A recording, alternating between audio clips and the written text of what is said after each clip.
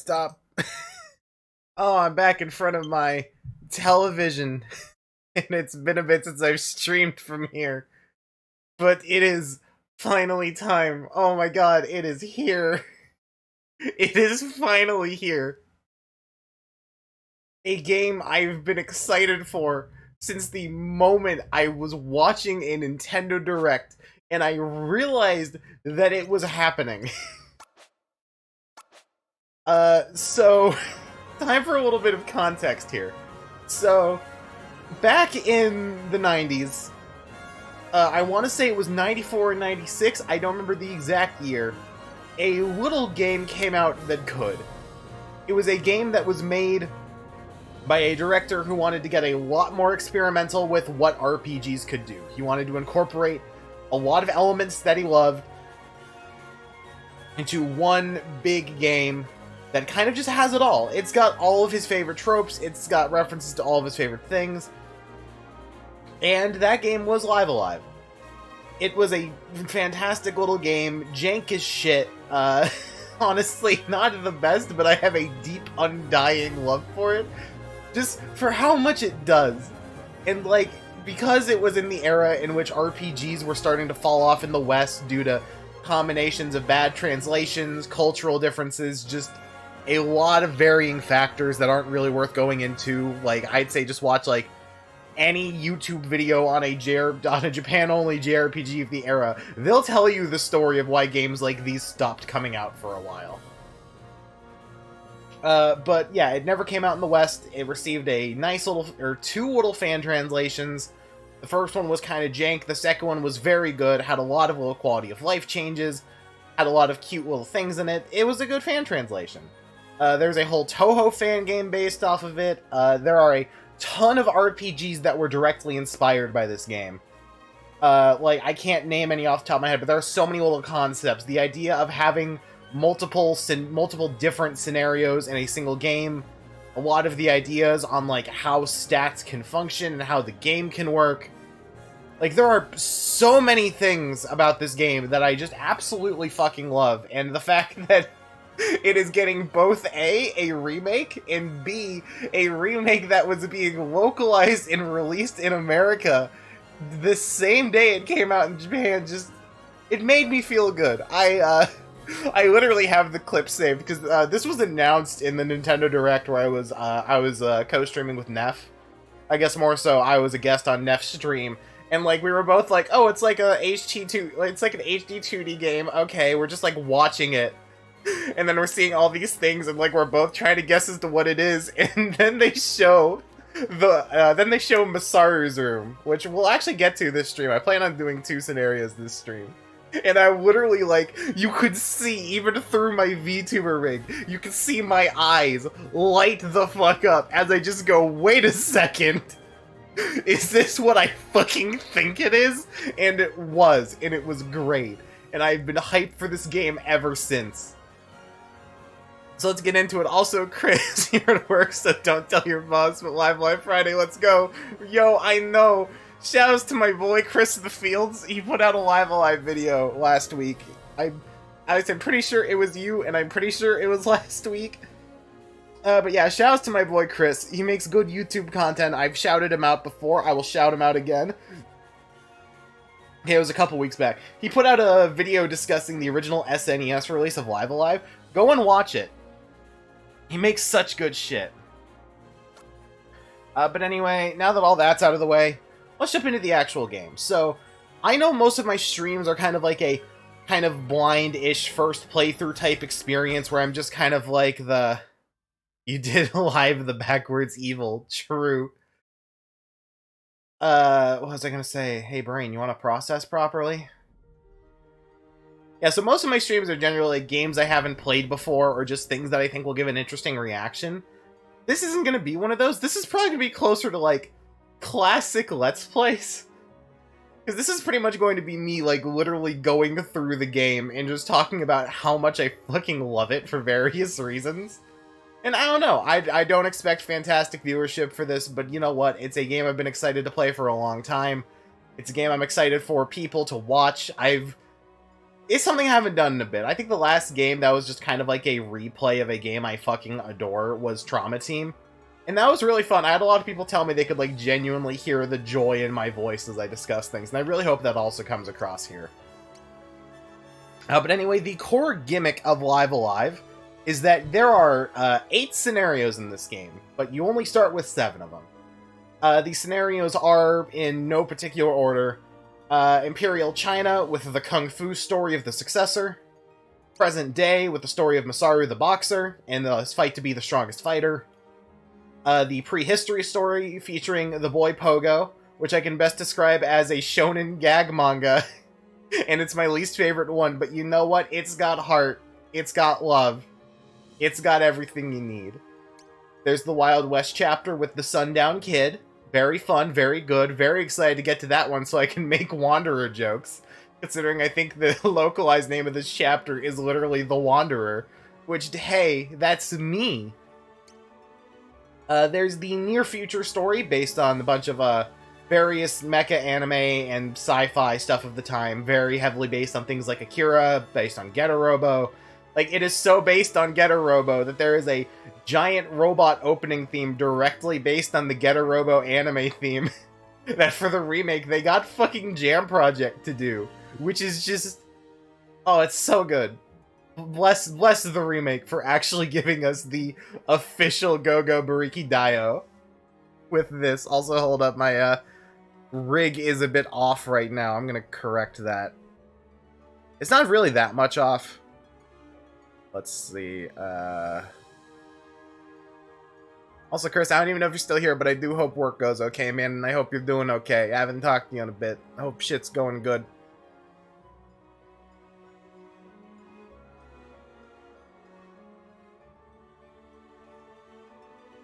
Alright, there we go. That should be a bit better now.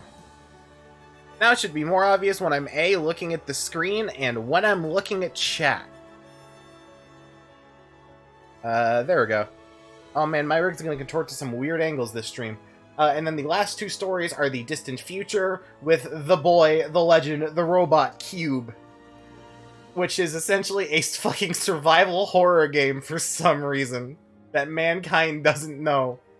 And finally, at the end of Edo Japan, right before the Meiji Restoration, you got the story of Oboro.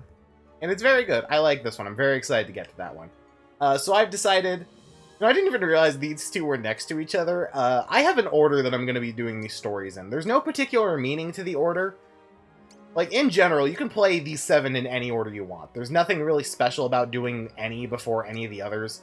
There's 7 completely independent little scenarios, so don't worry too much about, oh man, what if I start with this one? Am I going to miss anything? No, you're not going to miss anything in a chapter, like, just because you did another chapter first instead of, like, after or something like that. You can do them in whatever order you want. But I'm going to start with the story of the successor in Imperial China. Let me, hold up. There we go. An old Chinese master, nearing the end of his life, yearns to preserve his kung fu for the future generations. With this purpose does he venture forth from his home atop Mount Aspiration, in search of a worthy successor to his legacy. Once he has gathered 3 disciples, he will subject them to relentless training to strengthen the body, enhance the reflexes, and unlock their true potential. Of these 3, who will rise to the occasion and become the next Shifu? Oh god, I'm so fucking excited to play this. I keep, like, literally jittering with excitement. It's like, this game, I need to stress, this game is not fantastic. Like, at least the original. Like, it's a very, very good game. But it is filled with the jank of its era. Like, so much jank. In time. I'm excited to see what jank they've ironed out and what stuff they've just kind of incorporated more naturally. Anyway, first we've got the intro. Nevertheless, for the sake of future generations, an old man labors tirelessly to preserve his legacy.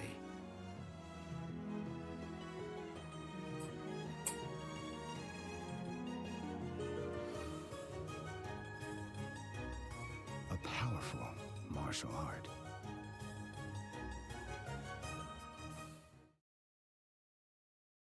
So, our protagonist for the Kung Fu chapter is going to be the Shifu of the Earth and Heart style Kung Fu, who has no name, actually. He's literally just the Shifu.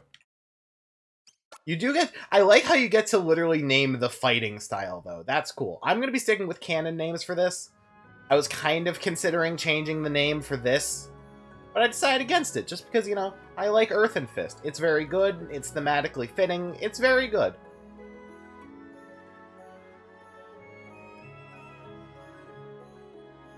With a spirit unwavering as the earth, and a mind tranquil as flowing water. Yet gentle streams may surge with such strength to shatter even hardened stone.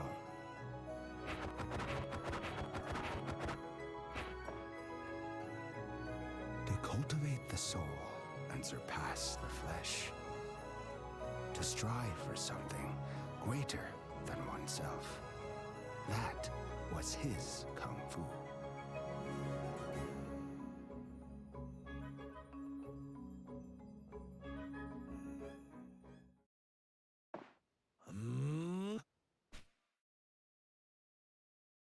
Hiya!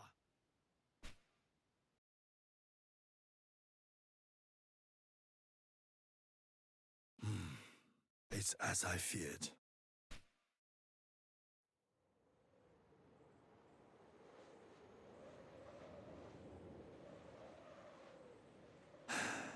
I've not a moment to lose. I must use what time is left to me to find and train the disciple, a young prodigy, as strong in body as young in spirit, a worthy successor to my heart.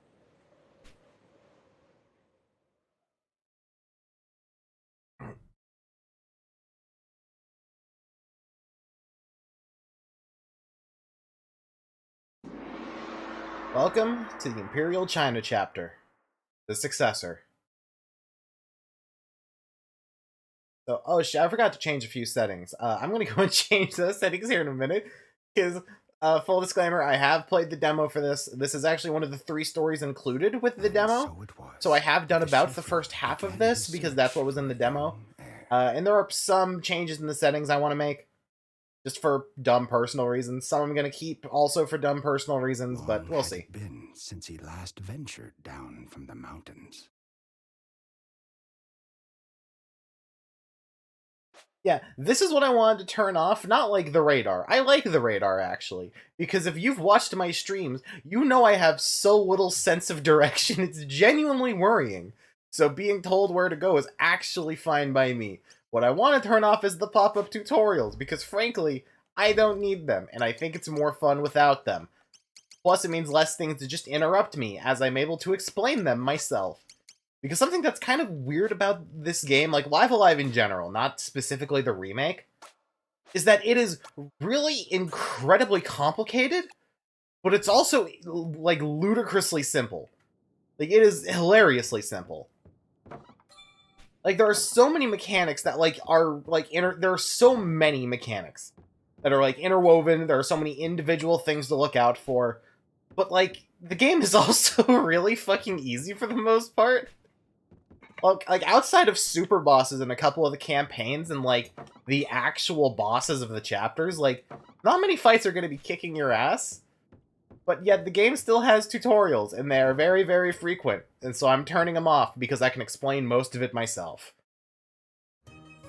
So for the most part, this is the basic premise of the Imperial China chapter. Essentially, we need to venture down the mountain and find ourselves some disciples that could essentially go on to serve as the successor for the Earth and Heart style. And, like, this is kind of spoiled in the description, but yeah, we are looking for 3 of them. And as you can see on the mini-map, where there are 3 orange diamonds here on this map we just got to. In other words, there's going to be stuff to do with each of them. So first of all, I think we should start off by heading over to the east. And so, something to say about this game is that, like, the fact that it is, like, 7, 8, technically 9 different RPG scenarios may terrify you. Like, you may think the game is gonna take 4 fucking ever to beat, but this game is short as hell. Like, again, my plan is to get 2 of these done in a single stream. And this isn't going to be a long stream. I may actually be done with this stream quicker than my average stream. Most of these campaigns are like 1 to 2 hours long tops. There's like maybe 2 of them that I'd say are longer than the 2-hour mark. And then like the final 2 stories are the only ones I'd say are like going to be over 3 hours. The one that I think is going to take me an entire stream to beat is kind of interesting. Just because, like, there's 2 different ultimate weapons, one of which you need to get by doing a special type of pacifist run.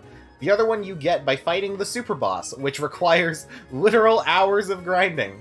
So, I'm gonna try and do the pacifist run, so it may be a bit on the short end. I'm not looking forward to that chapter. So anyway, hey! We've made it to the first town here. So what do we have going on? This one brute's been running around stirring up trouble recently. Oh, you don't say, huh? And then everyone else is just saying, wow, cool, you're the old dude who lives on the mountain, which, yes, we are. And it's great. But keep walking up here and... Stop! Stop! You've got to pay for that!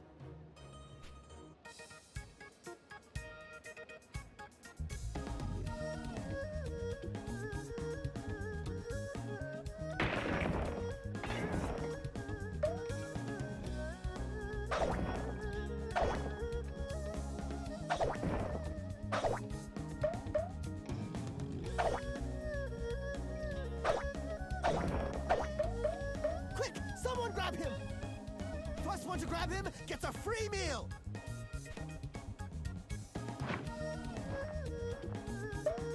Aha! Caught you! Finally! Now, pay what you owe right this instant! I can't. I don't have any money. Oh, really? Well, we'll just have to find another way to settle this then, won't we? Well, I think there's a way for us to take care of this one. What do you think?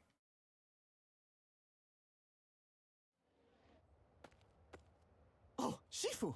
This idiot's been stealing food from me since I don't know when! He single-handedly brought my business to the brink of ruin! Teach the scoundrel a lesson! Very well. I'll see to the... Actually, I shouldn't even read these out loud, because if you haven't noticed, this game has voice acting. The SNES version didn't. The voice acting isn't great, but it's nice and simple and charming as shit, and I love it. Very well. I'll say to the lad. Wait. Please. Don't do this.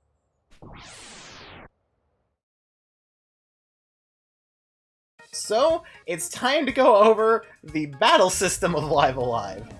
Which, if you don't know anything about Live Alive, the battle system of this game is very, very weird. In the fact that, okay, first of all, it's a very strange system in a vacuum already. But, like, on top of that, it's also horrendously explained in the original. And by horrendously explained, I mean that it's, like, complicated, a lot of the systems are somewhat hidden, and they were probably explained in the manual that most English speakers never saw, because we never got the game, and therefore never got English manuals. But essentially, here's the best way to go over the battle system. So every battle in Live Alive takes place on a, I want to say 7x7 grid? I want to say it's a 7x7 grid.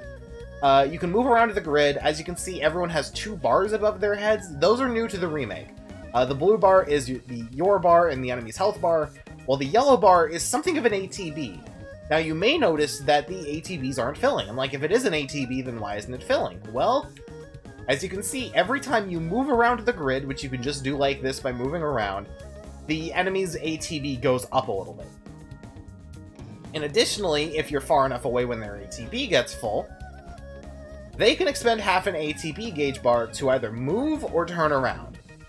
Now, that's like the basic of the basics. That's how turn order is decided. We only have 1 party member right now, but parties, in traditional JRPG fashion, can go up to 4 people. Other than that, you've got your typical items. You can either pass your turn to skip over your turn, only use a small amount of your ATB, and essentially just have the next person in your party go, or you can wait, which will specifically just reset your ATB gauge, allow you to not move while the enemy fills up their ATB. I'm just going to let them keep moving closer to me. And other than that, we have access to our abilities. And this is where Live Alive goes from kind of complicated to very stupid. Because, as you may notice, for the Kung Fu storyline, we start off with access to 6, technically 7 moves. So as you can see, each of them has a different icon next to them. And that's because if I hit select there, well, this actually doesn't show you. No, it does. So as you can see, here is a list of all of the status effects that you can get in Live Alive. Which, holy shit, that is many of them. But if you thought that was kind of complicated and that there is a lot of them, let's scroll down to the types of damage in this game. And you may see that there are... How many is that? Yeah, there are 15 types of damage. Like, SMT ain't got shit. But, yeah, for the most part, you don't need to worry that much, unlike in the original game. The remake actually both shows you what type of damage your moves are going to be doing. Like, honestly, that's the big thing about the original Live Alive, is specifically in the English fan translations. It doesn't really tell you what the moves do. That means a lot of learning what the moves do is trial and error. And that sucks when there are so many different characters in this game, each with radically different styles of play, end goals, and play styles. Like I said, this is a very, very experimental game with a lot going on. But as you can see, the basic types of damage are Martial, which is generally fists and punching moves, Agile, which is just kind of kicking moves, Thrusting, which has different things depending on what you're talking about, slashing attacks, blunt attacks, grappling attacks, projectile attacks, fire damage, water damage, wind damage, earth damage, spirit damage, holy damage, divine damage, and void damage. Void essentially being typeless, while also still being an element, because fuck off. And then also you see there's damage tiles and targeting methods. None of this was explained in any of the text of the original. You pretty much had to read a guide in order to find out what was going on, or just bash your head into a wall. So now that I'm done spending like 5 goddamn minutes talking about what all the things do in this game, let's move on to talk about the next thing that's important. Which is the fact that we need to talk about the moves that you start off with on the Earth and Fist Shifu. Or the Earth and Heart Shifu, my bad. I think it was Earth and Fist in the original English fan translation. I'll probably make that mistake a lot. So as you can see, we have 7 moves, essentially one of each different physical element. The first one is Tiger and Dragon's Rebuke, which is a melee damage that hits 1 grid on all of the cardinal directions. Yeah, you can hit it on any of the 4 cardinal directions. It doesn't do much damage, but it has a chance of not only binding the opponent's arms, which, yes, this game has fucking binding in it. Like, at fucking Etrian Odyssey... Like, there's gonna be so many things where I'm gonna describe a mechanic and you're gonna go, wait a second, isn't that mechanic from so-and-so? And the answer is yes, but you bet your ass Live Alive probably did it first. But yeah, Tiger and Dragon's Rebuke, one of 4 cardinal directions, has a chance of binding arms, and has a chance of lowering any to every one of the enemy's stats. It's very helpful. You've also got access to Traveler's Quickstep, which has a chance to stun the opponent, hits in each of the co-cardinal directions. I guess the diagonals, I guess. I don't know if co-cardinal is even the right term. I'm speaking out of my ass. Anyway, you've also got Lion's Dismissal, which is a stronger move with a chance to push the enemy that hits in each of the diagonal directions. You have Monkey's Withdrawal, which can hit any of the 8 spaces around you, where you hit the enemy and then back a step away from them. Chipmunk's Delight, which lets you go 2 spaces in any direction. Essentially, yeah, you kick them, and then you have a chance to move backward, I'm pretty sure. You also have a chance to stun, that's pretty good. Something you can also see is that a lot of these attacks also say slash reaction. If something has a reaction command, it's kind of like in D&D. Essentially, it's a counter move. Which means you can either use this plain, or whenever you're hit, you have a chance of using one of these moves as a counter attack. It's very simple. Like, very easy to understand, if not very complex. Like I said, this game has a lot of mechanics, but you don't need to engage with many of them. Like in Live Alive, if you know what your debuff moves are, and if you know what your buffing moves are, the rest of your moves kind of don't matter as much. Next up, for the second to last attack, is Wise Fox's Grace, which has a chance of binding the arms and or legs of the opponent. As you can see, this has like a light blue selection. What a light blue selection is, as opposed to a dark blue selection, is dark blue selection is essentially how far the attack can hit. while the, like, little cyan squares here is the area of effect. So this hits every space around you. And then finally, your last move is Unseen Bow's Arrow, which is a ranged counter move, which works between 2 and 3 spaces away on every one of the 8 main directions. It's not that good. You're not going to be seeing this one that much, but it does push enemies away a space, which means it can help keep things that attack at mid-range from attacking you at close range. Anyway, that's the battle system. That took me a long goddamn time to explain. So let's just start off with a good old Tiger and Dragon's Rebuke. Oh, I need to turn this game down a wee bit. So now yeah, our first opponent here isn't going to be too hard. The start of the Kung Fu story really isn't that hard. For the most part, I'd recommend just hitting something with the Tiger and Dragon's Rebuke until you've debuffed a certain number of their stats. Doesn't really matter how much. And then just move to the diagonals and spam either your stun kick, or alternatively, you can just hit them with the normal 8-direction push move. You can really get a lot done just by doing that. Like I said, this game is not too difficult. So just one last hit here. Now push him away a step. I can finish him off with the Chipmunk's Delight, I'm pretty sure. Oh, not quite. But you are slow as hell. Yeah, so just one more should do the trick. Alright, I need to turn down the sound effect volume slightly, because the sound effects are very loud. But there we go. There's the first fight down. Such strength. That was incredible, Shifu! Let that be a lesson to you, thief! Steal from me again, and I'll take it out of your hide!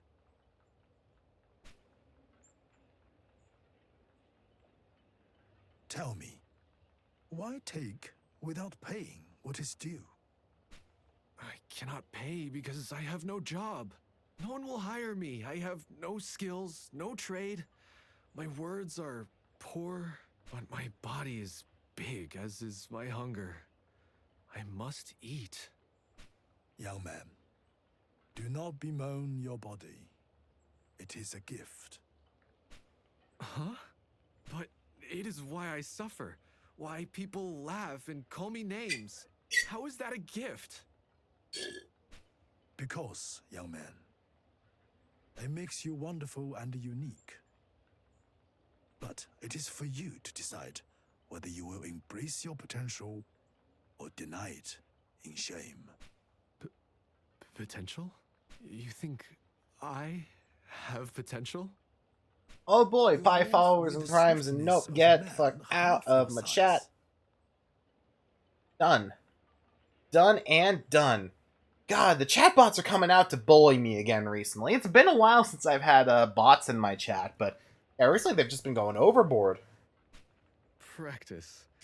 After I eat, I must run. Come with me, and I'll see that you never want for food. All I ask in return is that you take part in a few training exercises. Think of it as a job, if you like, and your meals, the payment. A job? I've always wanted a job. Thank you, Shifu. I accept. Tell me, what is your name? Hong Haka. When do we start? And when do we eat? With that, we have our first disciple, Hong. So, like I said, we're going to be getting 3 disciples over the course of this chapter. You do get all of them. So, yeah, no worries about missing out on anything. You will get access to all 3. I like starting with picking up Hong, just because Hong is kind of the most interesting one to start with. Like, the other 2 are kind of weird, because you're probably going to meet one before the other, but you can just get Hong now. And I like that, because I like Hong. Hong is the best boy. He's also the worst disciple, which will become more obvious as we get the other 2. But first of all, as you can see, he starts at level 5, and when we get into a battle with him, I'll discuss his skills. Yeah, before I go, though, I forgot, does anybody give you gifts yet? No, I don't think anybody gives you gifts until the second visit. Yeah, okay, we're good there. Well, in the meantime, let's head over to the second disciple, which is going to be over to the west in the woods. So, yeah, so the Kung Fu story is pretty simple, and it's honestly, like, like, I think there's like two main types of campaigns, or two main types of scenarios in Live Alive. You have like the actual like campaigns, which are closer in like size and general stuff to like traditional RPG. Like, not similar in size, but they're more traditionally RPG-like. While you also have ones that are more like experimental scenario type things. The successor is definitely like the shortest of the most traditional JRPG. Like, the other three are pretty decently lengthy, but like this one is fairly on the short and small end. Like, we have only not seen like 4 areas of the map. Like, we've been to 4 screens and we've already seen half of the map. It's kind of absurd just how short this is. And let's just start with the Tiger and Dragon's Rebuke. I forgot to turn down sound effects. But now let's go over Hong's skills. I'll go over Hong's stats in a little bit. Because the stats are what's the most interesting thing about Hong, but one of the things that I kind of like is, like, when we get the other 2 disciples, we'll see that they don't have much going on for them outside of, like, you know, their more traditional, like, you know, outside of their stat lines. Like, what they start with isn't too important, but what makes Hong interesting is that the Master has a really good point. In general, Hong has a really, really good skill set. The issue is that, like, he doesn't have much outside of those. His stats are probably the worst of the 3 disciples you're going to be getting. And, like, at the end of the game, he's going to be the one with, like, the worst stat spread, is what I'm trying to say. On the other hand, he has a Bear Claws, a move with a short charge time that hits 6 times in a 9-square area. He has a move that is a literal, like, how many squares is that? That's 25 square area AoE.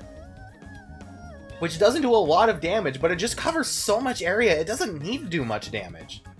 I've also got the Fowl's Violent Caress, which is a strength down move that's also pretty decently powerful, I'm pretty sure. Yeah, and it hits multiple times, so it's probably going to be absurdly strong, but it only hits 3 or more spaces away. You've got Pig's Feet, which is essentially your kick AoE. It's the same as Bear's Claws, except it just uses a different element, essentially.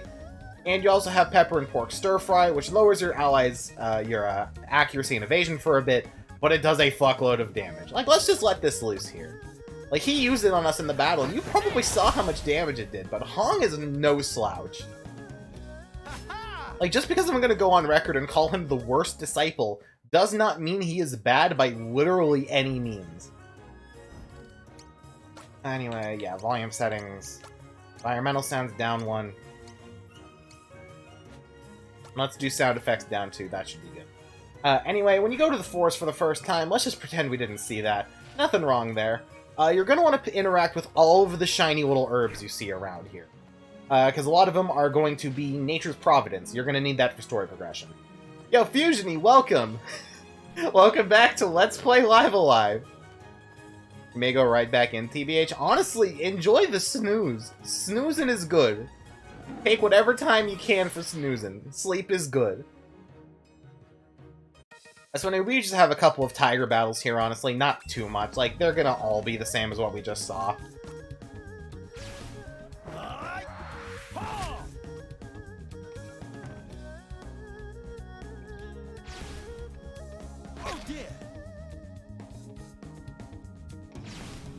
Alright, come on. Yeah, just hit me with your stuff. Can I hit you from over here at all? No, I've got a... There we go. Now I just hit with Fowl's Violent Caress. And yeah, as you can see, Hong does fucking absurd damage. It is genuinely crazy just how much damage Hong can do. But like I said, that's pretty much all he has going for him. And as we'll get to when we get to the other disciples, his speed is comically bad.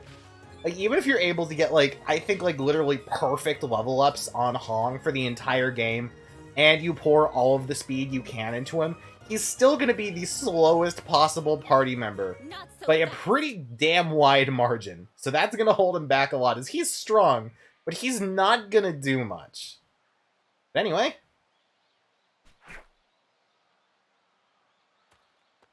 An old man should know better than to walk alone in the woods. Hand over your money, quickly, or else. I am afraid I have nothing for you. What was that? I said I have nothing to offer. Nothing to offer that you would appreciate, that is. That right. Don't think I'll go easy on you because of your age. In fact, I think your long life ends today! LMAO, good luck. So anyway, we've got another mid-boss-ish here. I do not like the fact that it literally tells you her name. I think it would have been cool if they just stuck with Cocky Bandit, but oh well. Anyway, that's mostly because you knew you were tired, you couldn't make it happen, so they took your signature melatonin gum, and now you're still feeling a bit wonky.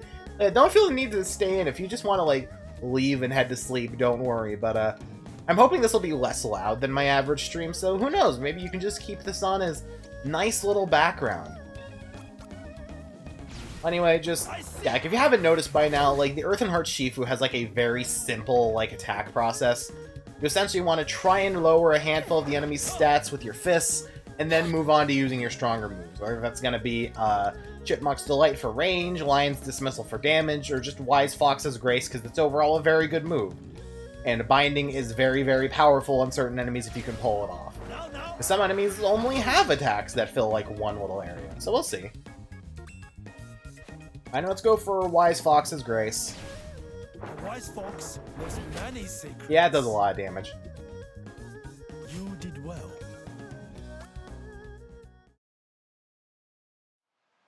How could this happen? How could I lose to this fool 4 times my age? The young would do well not to disrespect their elders, nor underestimate their skill.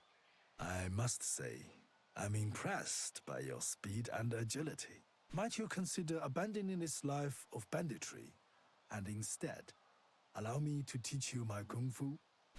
Piss off, old man! Although, it's going to eat at me, not knowing how you won so easily. Fine, I accept. Let's see what's so great about your kung fu. But don't misunderstand me. You're not my Shifu, and I'm not your student. Once I've learned your secrets, I'll get my revenge on you. You've a lot of spirit, young lady. Oh, I'm no lady. I'm Lei Kugo. And don't you forget it. You may rest assured that I will not. It is a good, strong name, worthy of pride. But pride will lead you astray if you let it. As it... Quick with the retorts, aren't you? Lead on, then. We'll see if you're as good as you say. And with that, we get the second disciple, Lei Kugo, who is probably overall my favorite of the 3 disciples, and I gotta be honest, part of that is that, if I'm remembering correctly, she is one of, like, literally only 2, if not 3, female party members in the game. I'm mainly saying 3 because my knowledge of the 8th scenario is fleeting, and I can't remember if you have any female party members in that. Because you don't in Far Future, you don't in Near Future, you don't in Ninja, you don't in Boxing, you don't in... You do in Prehistoric, that's one of the ones where you do. So yeah, outside of that though, Lei's in general just a very nice party member. Like I said, I'll discuss the stats a little bit more here in a second. But in the meantime, let me just do that, and then we'll fight the tiger here so I can go over her. So Lei's gimmick is that she's essentially the polar opposite of Hong stat-wise. Hong is incredibly beefy, incredibly strong, but incredibly slow. On the other hand, Lei is a lot faster. On the other hand, she's going to do a little bit less damage overall, and her signature moves are probably... I mean, they're not the worst of the 3. The 3rd disciple has the worst ones, but, like, they're a lot worse than Hong's, and that kind of holds her back in some ways, just because she won't do as much raw damage.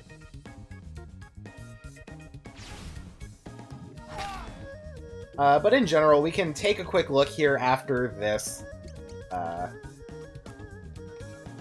There we go. So, Lei starts off with 4 moves.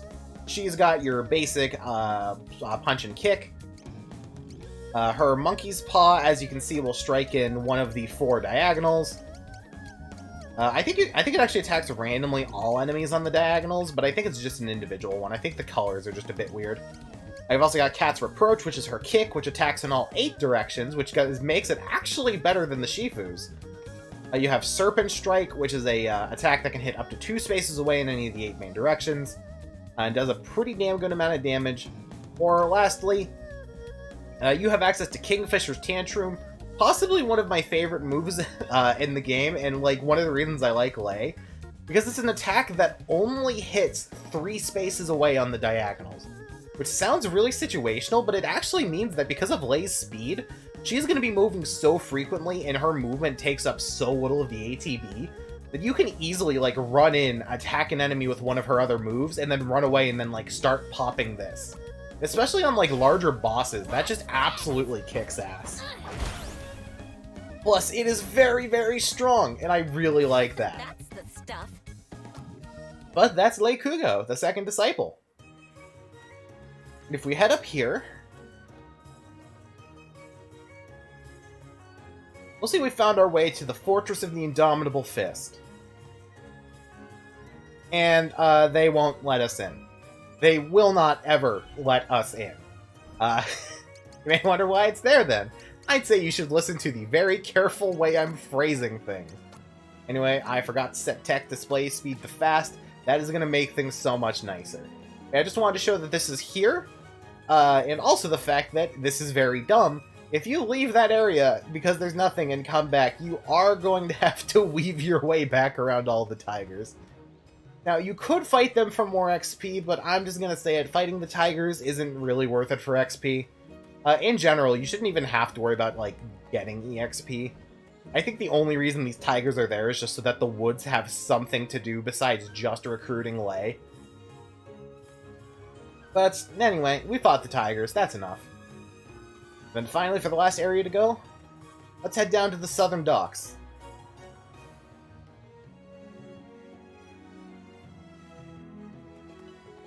Be careful, traveler. A sickness is spreading here that's sure to give an old man like you a terrible stomachache.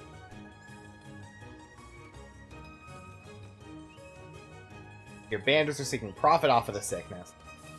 Yoon has been acting strangely ever since his grandmother caught the sickness. Some suspicious looking folks are hanging out around the wagon. And there are fortifying herbs that grow in the bamboo forest which can cure the sickness. Well, we seem to have found a lot of those little Nature's Providence herbs. Why don't we give those to the afflicted? How strange. Feeling better already. Thank you again, Shifu. Please take this. So, if you go down here and you give the medicine to all of the old members of the village, you can go through, you can cure them all, and you can get yourself some extra items.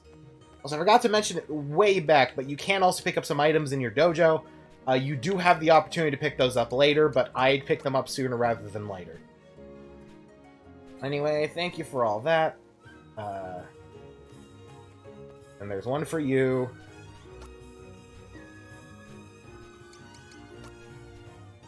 There we go. Thank you for the catfish whisker. And then also, there's this elderly woman. If we try to give her a Nature's Providence, you'll notice you're not able to give one to her. Well, can y'all think of anything else that causes stomach aches? Because I'll just tell you right now. Let's give her a red bean bun. Oh, thank you so much. My stomach wouldn't stop rumbling. Sick? No, I'm fine. I was just hungry. And then you don't get anything. And you also lost the healing item. What a dick move. I love this game. But anyway, there's one more old woman we haven't given any of the herbs to yet. Let's give them to her. Hmm? Ah, how strange. I'm feeling better already. Wait, aren't you?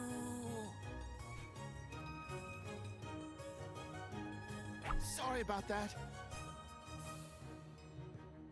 I thought so. You're the Shifu I've heard so much about. You have my thanks and my apologies. That was my grandson, Yuin, who just ran through.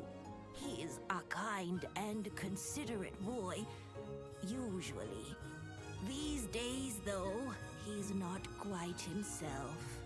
Maybe it's just a phase.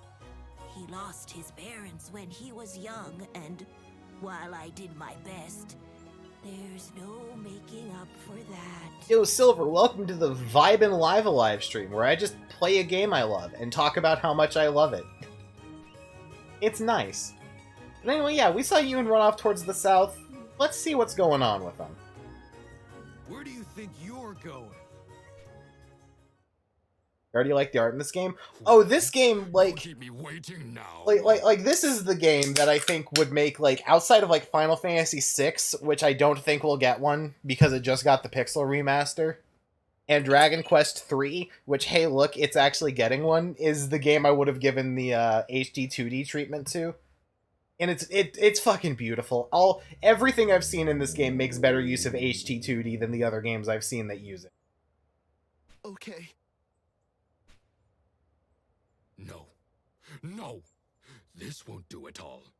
You need to learn to pick your targets better. Now, get back out there and try harder! Don't just stand there! Get going! No, I won't. What was that? I did what you told me to do because I was too scared to refuse. But enough is enough. I told myself it was for her. Too sick to work now, even. But these poor people, they're someone else's elders. I can't keep stealing from them. I'll give you a chance to apologize for your disrespect. You're not worthy of Fucking respect. get him, Yoon! I'll not live my life as a whip dog for a... Fucking get him, Yoon! Oh, but you will. You will learn to accept your place in this world. Now, apologize before I lose my temper. No! Ungrateful whelp! Walk away, old man, if you value what little life you've got left. Pardon me? Oops. Slipped around you there. Yo, y'all need to back the fuck off, though. What do you want? This is my boy now. Tell me, do you believe yourself stronger than this boy? A stupid question. And yet, in truth, you and your associates are rather weak. Child adopted. That's essentially the Imperial China chapter, is just you there, lost, confused teenager. You're my child now. Let me teach you Kung Fu. It's great. The great Sun Tzu Wen. And tell me I am not 1,000 times the man he will ever be. I do not deny that you have an impressive physique. However, true strength is not derived from the body alone. And that is why I believe this boy to have greater potential than all of you combined. Really? I can't see it. Indeed. I fucking... This is like... I need to be honest. One of the reasons I'm starting with this, like... The 4 reasons I decided to start with this chapter is A, this is one of the ones in the demo, and I just... B, this is probably, like, my second, if not third favorite of the main stories in the campaign. It's so good. It is so good. Except for the part that's coming out. The part that's coming up is interesting, except for one thing I'll mention very soon. But, the first time you play it, it's very fun. Anyway, oh no, these dudes think they can kick my ass. Oops, I tripped. Oh no, it looks like your 2 lackeys are dead.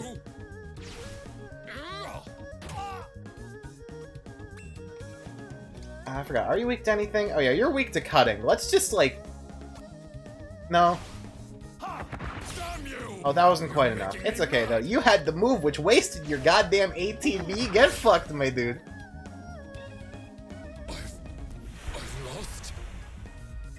Like, the third reason I picked it is because it's, like, the best one to go over the battle system.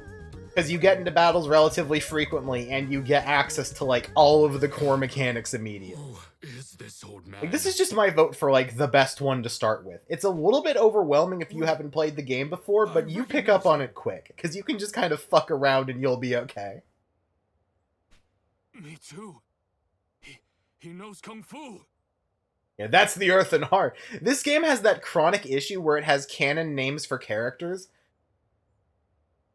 but because you can rename it, they don't have voices for when they say the name of the style or, like, the names of the player characters. Like, I'm going to say this. I think I've said this on stream before when it's come up before, but, like, if you are going to have a character that has a canonical name, then either make sure you refer to them only ever in the third person, which is dumb, or just record versions of the dialogue where they say the name if you don't change the name.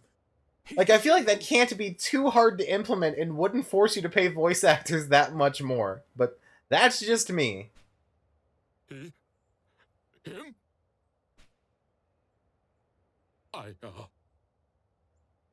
Forgive me, Shifu! Forgive me! Oh god, that's the line read of the fucking century. Brother! Anyway, ooh, hold up. I just got a messenger. You should be proud, young man.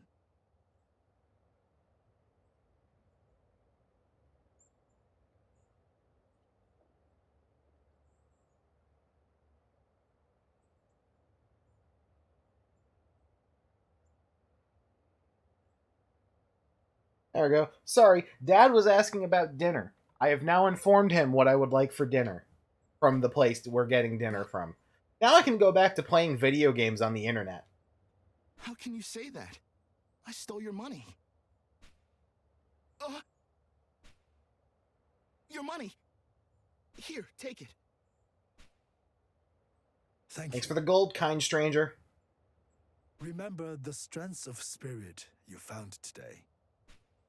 Wait! Please, accept me as your disciple.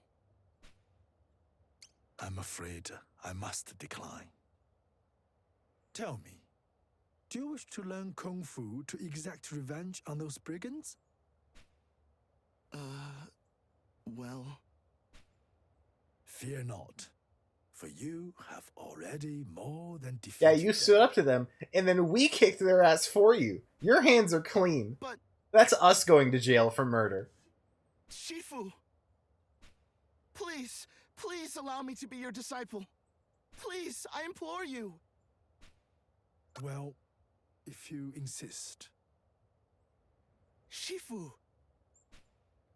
You showed bravery in the face of overwhelming odds. I am sure you would grow much stronger whether I were to train you or not. For the power you seek is beyond no one. Be thee man or woman, old or young, it matters not. For it is the will to improve, to be better. Therein lies true strength. Genuine words to live by. Fucking Shifu of the Earthen Heart spitting facts. I see. I do not believe you have told me your name. I'm Yuin Zhou. You won't regret this decision, Shifu. I promise you. And with that, we have ourselves our third disciple. And with that, we've gathered ourselves a nice little found family party here. Well, it looks as though I've found my 3 disciples. I'm afraid my school has seen better days, but it will suffice. Come, let us go and begin your training at once. Alright. And with that, we're essentially at the point where the demo ended. For good reason. Because the rest of this chapter kind of starts to diverge a lot from this first part. But we did get one more disciple, so it means I think it's finally time to start going through the disciples. So I've already talked about Hong and Lei to a pretty decent degree. But the last one to mention is Yun. As we've seen, Yun isn't really a fighter. He was just a kid who got caught up in something that he really shouldn't have.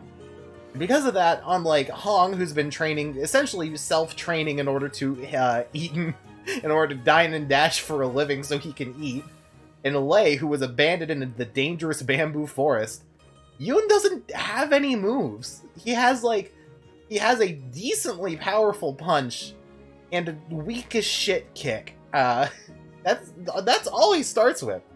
And as you can see, unlike every other member of our team, which started at A level, Yun starts at level 1. So, in that way, you may think he's the worst disciple, but if you've played any video game before, then you may realize what it means when you have a character that looks bad, but starts at a low level. AKA, have you ever watched me stream Fire Emblem and listen to the words I say while I stream Fire Emblem? Because you may have realized what Yun's gimmick is. I'll discuss the stats in slightly more detail coming up here in a minute when we'll have a good opportunity. But out of all of the characters in the game, Yun has by far the best growths on his stats. But not just out of the 3 disciples. In the game, Yun legitimately, on average, will cap every single stat at its maximum of 99 by the end of the game. No other character will do that. Like, characters will come close, but he's the only one that will consistently get 99 on every stat. But there are some downsides, of which, again, I'll get to in a minute here. You weren't kidding when you said it had seen better days. So this is where I'll learn Kung Fu. But first we eat, yes? We cannot train if we do not eat, surely. At least a little, yes? No, we must begin training immediately. But, Shifu! This place was further up the mountain than I expected. Maybe we should rest a bit? Listen to yourselves, whimpering children. Bring it on, old man. God, Lei is the best girl. Like, legitimately, I don't think this game is gonna do, like, sick numbers, despite the fact that they put a wild amount of marketing. There have been 11 different trailers for this game. Like, there's been one for every individual story, one for the final story, one for the launch trailer, and one is, like, a general trailer. This game has had an absurd amount of marketing, but I still don't think it's gonna do great. But if nothing else comes out of this game, I am begging everybody, just down on my knees, we need more fan art of any of these 4. Especially Lei. Lei is just... She's like the SNES punch... Like, she's like the SNES era punch girl lost to time. I'll go first. But anyway, Now, come at me. let's break our new students in a bit. So welcome to what is an unfortunate amount of this chapter, is fighting these 3. Over and over and over again. Luckily, the fights are pretty easy for the most part. It's just like gonna be like half an hour essentially. It's not gonna be too long. But like this is essentially the entire middle chunk of the chapter coming up here is going to be training them. Which by training, I do once again mean we're going to be fighting them in random, I mean not even random encounters, we're just gonna be fighting them over and over. So, that's the downside, in which I said, like, you know, it's cool the first time you do it, but now it's like, yeah, cool, it's time to just, like, do the mandatory half-hour training segment. But luckily, the animations are fucking rad, so that's good at least.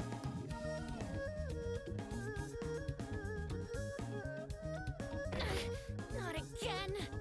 Who is next? I am. The sooner I fight, the sooner I eat, yes? When today's training is done, you may eat to your heart's So God, I love Hong. What a good boy. Sounds good to me. Alright, Hong's fights are much the same. Like, here's the thing. Fighting, there's not even anything really unique to each of them. Like, I think one of my biggest complaints with the game is that there aren't many fights that really do a lot with the grid system. Like, there are some fights that do, like, really interesting things. Like, there's some very interesting move hitboxes, so, like, you'll need to be in, like, specific areas relative to the opponent. But for the most part, like, most of the combat in this game will essentially be what you're seeing here. It's just gonna be getting to a range, applying your debuffs, depending on what moves you have, applying your own buffs. We'll be seeing that when I do Boxer later. Yeah, I love the gameplay, but it's, admittedly a bit simple. You have done a lot of damage to me, though. Hong normally doesn't do this much to me. I'm actually kind of worried. Okay, never mind, we'll be fine. Actually, let me just... Chipmunk's Delight should take you down. One thing to keep in mind is that if you lose any of these fights, I think you'll be fine. I don't think you have any game overs in Imperial China until you get to the final dungeon. Because for the most part, it'll just be like a reset. And one thing you may have noticed that is actually the best mechanic of this game is, like, so because, like, for most of the time, like, consistent health bars in RPGs essentially act as, like, they were essentially part of the challenge. Like, the original Final Fantasy, legendarily, the hard part wasn't the boss, it was getting to the boss with enough HP, MP, and items that you don't get slaughtered because you're underprepared. But, like, as time has gone by and healing items have gotten easier to find, and fast travel's become more prolific, why doesn't HP just fucking auto-regenerate between battles already? And that's the thing about Live Alive, is that because things are so small scale, and it's so easy to get more healing items, or it would be easy to go back and heal because the maps are small, your health just automatically regenerates at the end of every fight. And that's fucking fantastic. I love that. I feel like it's not a thing that every game should have. It's not even a thing most games should have. But, like, you know, like, if you're going through fights so goddamn quickly, then just regen the HP. It also makes fights more interesting to balance, because that way you can have every fight be a game of life or death. This is the most fun I've had in years. Anyway, now that we've beaten up our found family, we enter the second arc of the game. Or of the chapter. Who'd have thought I'd find 3 promising disciples so quickly? I've not felt this tired in a long time, but it is a welcome fatigue.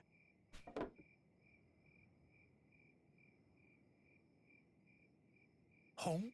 What's wrong?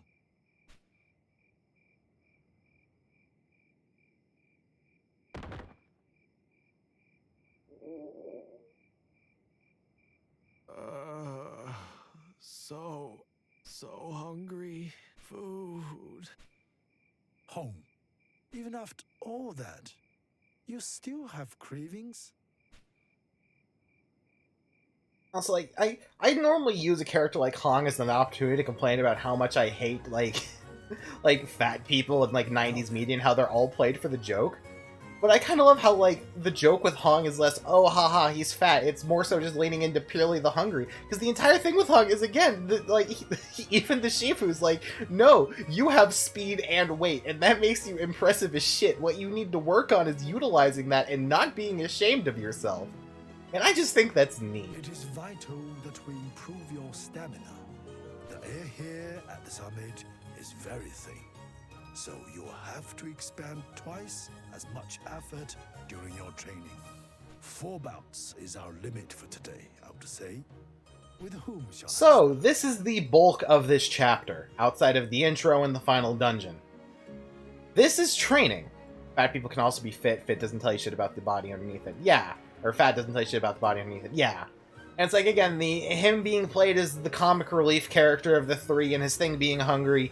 Yeah, I'm going to call that problematic, but the mere fact that they utter the words, you shouldn't be ashamed of your body, is, like, monumental for a game from 1994. It's great. So now this is the bulk of it. This is the training, which means I'm now going to go over our character's stats, which I'll do through the equipment page. So, what is going to happen now is that we're going to have a long string of battles. We are going to have 12 battles split into 3 chunks of 4. Each of these battles is going to give XP to a disciple of our choosing, and is going to increase one of their stats by 5 per battle. In this case, we're going to be raising their, I want to say we raise their physical defense is what we're raising this chapter. Yeah, because it's physical defense, speed, and then physical attack. So now let's go over the stats of these characters and kind of go over what makes each of them different. Because additionally, as they level up, they're going to start learning more of our moves. Each one is going to learn a different number. So what I'm going to do now is I'm going to say this. Do not worry about spreading out or min-maxing the specific characters to be to your choosing. Pick the one you want, and then train that one. Trust me, you will thank me later. Do not put stats into more than one disciple. So let's go over the pros and cons of this. Oh, one sec. Sorry, had a bit of a hangnail. Still there. So yeah, let's go over each of the 3 disciples, their pros and their cons. So first of all, we have Hong. Hong is overall, like I said, he's probably the worst disciple, but he's not the worst disciple because he's bad. He's the worst disciple just because of his stats. Like, as you can see by looking at him, he's very weighted, and I didn't think before I spoke, but yes, he is very weighted toward defense. That was not a fat joke. That was just a poor choice of words.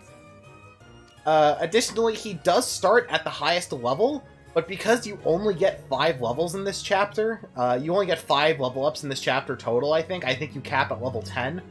Level cap in this game is 16, if I remember correctly. You cap at level 10 in this chapter. He's only going to get 5 of your moves, which means he's not going to get any of the really fancy ones. You should know, he doesn't even get 5. I think he only gets 2 or 3 of them. Like, he doesn't get many of your moves, which sucks because there are really good moves in the Earth and Heart style, and he can only learn, like the best one and 2 of the mid ones. He doesn't get Chipmunk Kick, he doesn't get, like, Wise Fox's Words. He's kinda stuck with the shitty ones. Additionally, if we compare his speed to everybody else's, and keep in mind that Lei, who is 2 levels below him, has nearly 8 times his speed, you can guess that he's not going to be doing much in the grand scheme of things. And that's kind of sad, because again, I like Hong. I would like to make Hong my disciple if I didn't have a disciple of choice whenever I played this game. I'd also recommend unequipping all of the people you won't be using as your disciple for various reasons. Now, next up is Yoon. And like I mentioned, Yoon starts off by far the worst. Yoon, by far, is the worst pick of a disciple if you're just looking at his stats. Like, if you compare him to the others, he's got, like, marginally better attack total. Like, you can tell he's gonna be strong in the long run. But, like, he doesn't do much damage to start. His stats are kind of across the board, and he starts at such a low level with such bad moves. But not only does he have the best growth in the game, he also has access to, I think, literally every single one of the Earth and Heart moves. So he essentially gets not only very good physical moves to start with in his punch and kick, which do get stronger as the game goes on, he also gets access to all of the tools on the Earth and Heart Shifu that are so fun. If you're looking for, like, the objective best disciple, you should probably go with you.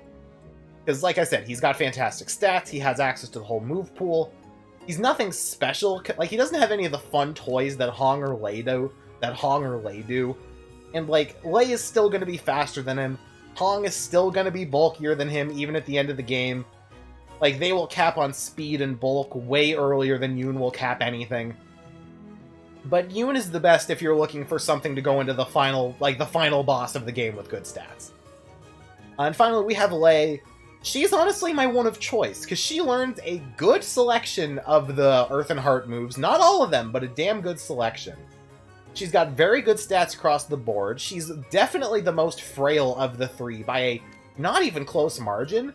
But that's made up for in the fact that she's so fast and has access to so many long-range moves that only she can learn, like that aren't Earth and Heart style, that when combined with the counterattacks that she'll be getting from Earth and Heart, she's probably overall my favorite to use in, like, synergizing with the other characters you'll have access to at endgame. So I'm going to be making her my main disciple. So I would recommend equipping your main disciple with primary gear, and then equipping the Shifu with all of your second best stuff. And in the meantime, I'm still going to take the stuff off of her, just for the time being. So, like I said, we will now be able to raise their stats a fuckload. You just talk to the one you want to fight, and you'll fight her. Or fight them, in this case. Because in this case, it'll be Lei. So, what is about to happen is we are now about to fight Lei 4 times in a row. And it's not going to be interesting. And the thing is, if it's your first time playing this game and you didn't have the advice I gave, which is the pick one and stick with them, Like, this could be pretty interesting. You'd be, like, hopping between characters, you'd be trying to figure out, like, you know, like, do you want to give more physical defense to Lei so she can keep up in the long run? Or do you want to give it to Hong and make him genuinely unstoppable? Or do you, like, want to give it to Yoon and give him the leg up he'll need to keep up with the rest of your party? But, no. Give them all to one of the party members. Don't spread it out. And hey, change from the original to the remake, full honesty, I was so eager to play this game that I did actually go in and do most of the Imperial China chapter already. Sorry. I just really wanted to play the game, and I already figured this game was going to be closer to a Let's Play than a traditional stream of mine, so I just figured I'd lean into it. Because of a weird glitch in how the original calculated level ups and stats, for some reason, if one of your party members, or if one of your disciples leveled up during this, for some reason, they would not get their growths. For some reason. Like, if you just beat them normally, then everything would be fine, but for some reason, the gaining 5 physical defense from the event battle superseded the stat growth from level up.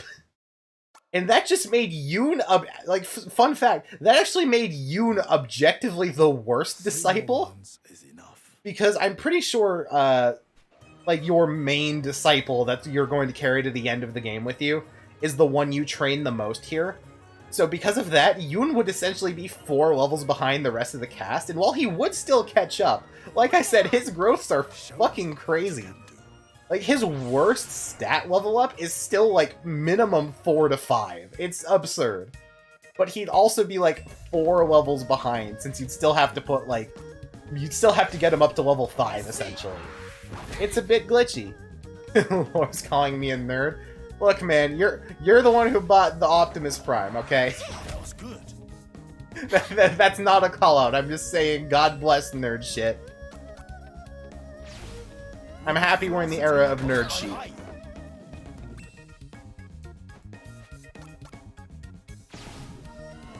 Anyway, okay.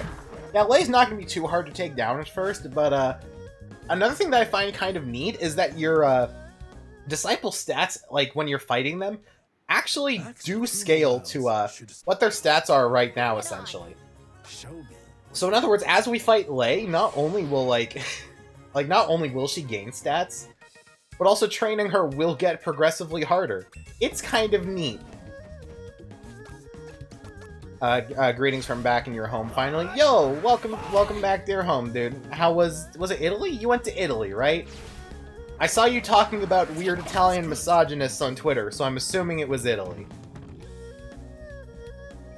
Anyway, hey, Lei, I know you learned Tiger and Dragon's Rebuke, and Tiger and Dragon's Rebuke kicks ass, but could you please stop spamming it? It's kind of a pain in the ass to deal with. Anyway, yeah, just hit her with that. And then one more Lion's Dismissal, and that should be good. There we go. And nice, that's now 29 special defense, and she learned Lion's Dismissal. Now, I've seen differing things on this, and, like, I think it's mainly just because, like, this hasn't been discussed in detail, but I'm pretty sure that the move your disciple learns when they level up is based on, like, which one you used the most, or something like that, while you were training them. But also, I've seen things say that it's set per party member, so I don't fucking know, actually. Like, that's the issue with this game only coming out in Japan and still being niche, is that there's a lot of mechanics that aren't really well documented. Even this one, which is kind of legendary as, like, one of, like, oh, it's one of the RPGs America never got, but, like, you know, this game looks whack. Oh, this game is jank as shit, but I love it.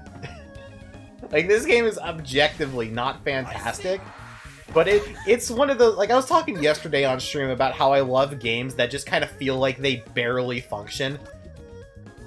Like, the games that are just kind of screaming in agony by how much they barely work. Live Alive is one of them, and I'm glad the remake seems to have kept the good jank while removing the bad jank. For example, the weird mechanics, they're still here. On the other hand, the fact that a lot of stats were genuinely borderline hidden, and, like, the fact that, like, they didn't explain moves to you, that's been fixed. So like I said, they kept the good jank and got rid of a lot of the bad jank. Just function 5 head valid.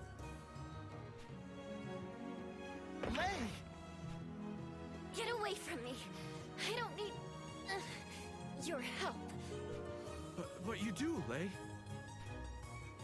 You're a lady after all. And my mother always said I should treat ladies with Fuck respect. yeah, Hong respects women. So let us help.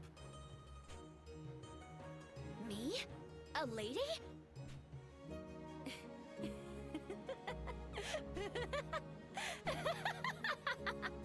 Honestly. God, I love this chapter. It's so good. Like this is probably the chapter I like with the fewest asterisks. Again, outside of the whole fighting your pupils 12 times in a row. Speed is not my strength. There's something odd about this ground. It seems hard to move around on. This will be easy. I know this place like the back of my hand. Then, Also, by the way, everything they're saying here is just like flavor text, essentially. Hong doesn't have worse speed growths from this. Lei doesn't have better speed growths. They get 5 speed per time you fight them. Which in Hong's case, fun fact, this is the only way you will, like, Hong's speed will realistically break the double digits. Because his speed growth is like 20% chance of getting 1. It's not good. So if you want to use Hong, even if you want to use Hong, definitely 100%, even if you skip out on the other two, give him speed now, because it's probably the only way he'll get speed. Anyway, let's go back to kicking the shit out of Lei so we can turn her into the best party member. You put it like that, it's kind of weird. I guess while I'm doing this, like, I'm gonna run out of, like, cool little live fun facts you didn't know super goddamn quickly. This poor girl. Oh, she can't, with the arms and legs bound, I literally don't think she can do anything. Like, for the most part, like, if you get lucky enough with your binds, you could just shut down any difficulty in this chapter. It's fantastic. Alright, level up. Yes! She got Wise Fox's Grace. Okay, so it is based on what you move.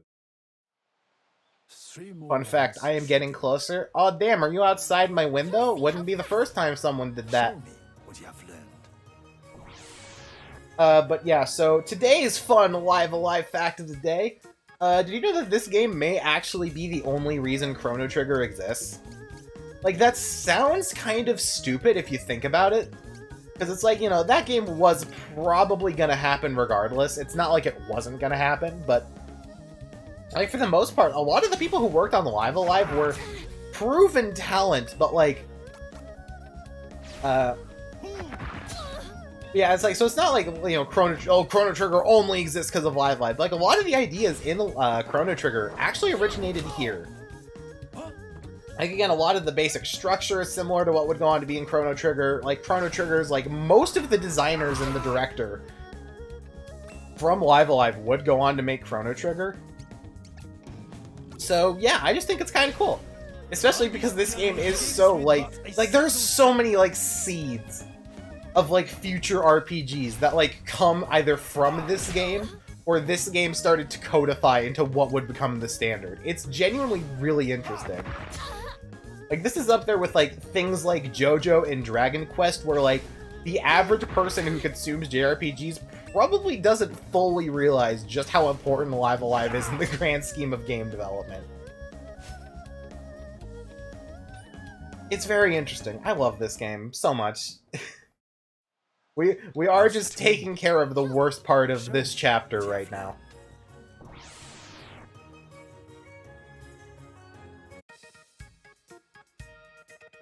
That's okay, we just gotta fight Lei another, like, what, 4 times? No, another 5 times. I think this is the last time we fight her for this section. Then we just have one more section. Do that. You can't hit me because I haven't given you Chipmunk Kick. Oh no, you have Serpent Strike. That's right. Not quite. What was that? Let's go for Monkey's Withdrawal still. I'm just spamming that because I want to give Lei the most mobility moves I can get.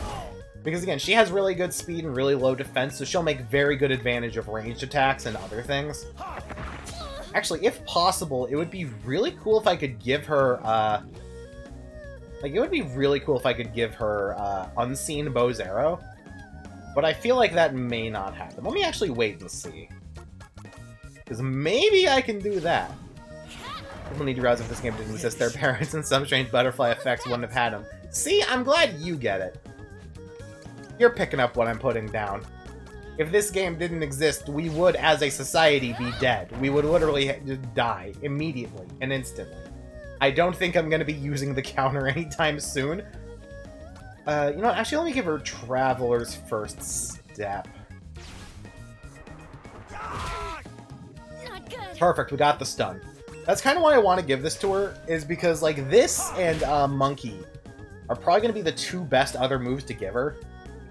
Just because, again, so that should be, yeah, Traveler's First Step. Just because mobility, stunning, anything that'll stop the enemy from moving for a bit is going to be really good. One more round. Show me what you Alright, come on, Light. We're not done yet. Let me see you grit those teeth, please. Wise folks, those Also, don't worry, there is more gameplay after this segment, so, don't think that this is the rest of the story. Not good. And there we go, she now literally can't do anything. wise folks, there's many secrets. So that should be, yeah, a little under half. So we have one more fight, and then I'll start spamming Monkey's Paw for I finishers. think that it will do for today. It's just, I still can't believe this game exists. So, Square Enix, when are we getting the Bahamut's Lagoon HD 2D? My students are eager, and though they would never admit it themselves, I should go and see how they are doing. Like, God, there are so many, like, Japan-only Square Enix RPGs that would just, A, work really well with the HD 2D treatment, and B, now that this game has gotten an official English release, fuck it. I'm in anything is possible mode. Like, just because a game has been locked in Japan for decades, nah, we can still get it. Just give it the HD 2D treatment. I beg of you. Hmm? Where is Yun?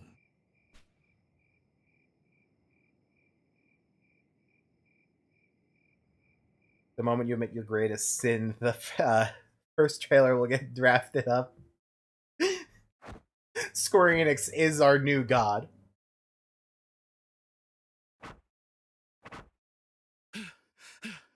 Hong has her strength. Lei has her speed. I've got to find an edge. I can't lose to them.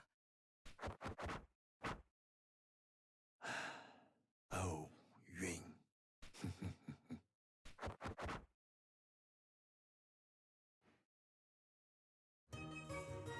Alright, and we're on to the last chunk of battles. Well done, everyone. You have all demonstrated sufficient mastery of the fundamentals. Henceforth, we will face one another not in sparring matches, but in true contest of strength. In so doing, you will learn to draw upon the power within. So out of all of them, this is the most important of the 3 training sections. Like, physical defense you can make up for with endgame armor. Low speed isn't the end of the world. Speed is important, but it's not, like, crucial. Like, Lei starts fast enough, Yun has a good speed growth, and Hong's never going to get speed to begin with, so, like, it doesn't really matter who you give speed to. In a real battle, But each time you train with someone here, you're going to give them 5 physical attack, which, considering pretty much, I think literally all of their possible attacks are physical-based, you're going to want to give them, yeah, you're gonna want to give them strength. So even if you spread the other 2 out, this one in particular, pick pick the disciple you like most based on their character, based on their stats. Like I said, Yoon is the best one, but he's not, like, so much the best one that I didn't still choose Lei as my main disciple. And Hong is good, too. No holds barred, huh? Show me. But, your like, role. yeah, just pick your favorite and go with it. I gotta be honest, I'm picking Lei just because she's, like, again, one of the only, like, 3 female party members in this entire game. Even the most So I just kind of want to get some variety in my team, you know?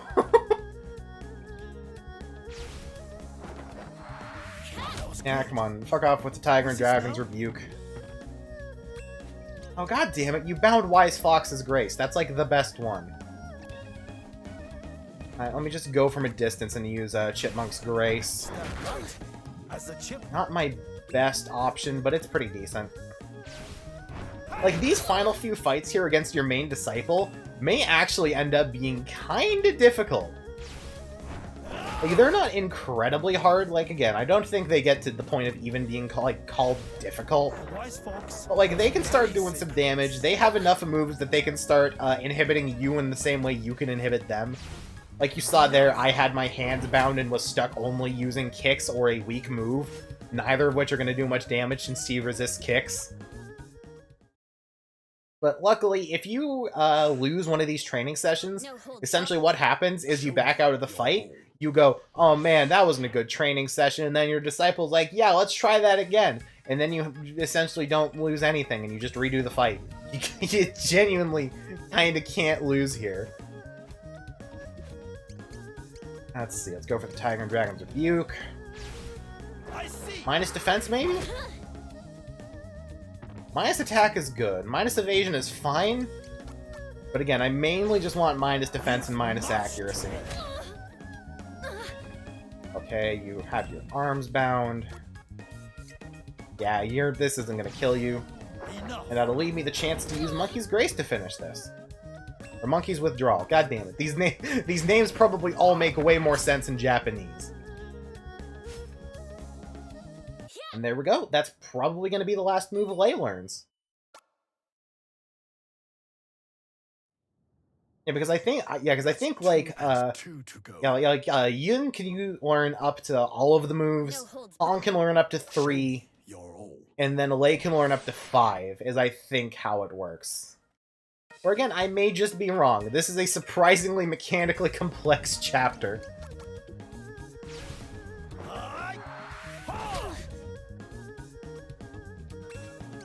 Like, man, I am so excited for RPG streamers to play this game if they're, like, mainly play more recent games. Hearing, like, RPG retro gamers popping off and going, oh man, new HD 2D game, it must be like Octopath. And then they play it and it's still jank as shit and they're just like, what? Why are people so excited for this? And I'm here jittering, wondering if they've made anything more broken. How many times can I say I love this game in a single stream? Show me your Genuinely, mankind does not know how many times I can. Oh yeah, so be very careful who you pick for this last one. Like I said, documentation isn't fantastic and there's contradicting things, because it's kind of hard to confirm some things. But you want to make sure you have decided who your main disciple is by the time you start this final battle. Because I don't know which factor actually determines it, but this is one of the factors that may determine who gets locked in as your primary successor. Which isn't a problem if you're doing the same one all the time, but like if you're spreading your party out, just know that now is the time you're gonna want to pick one instead.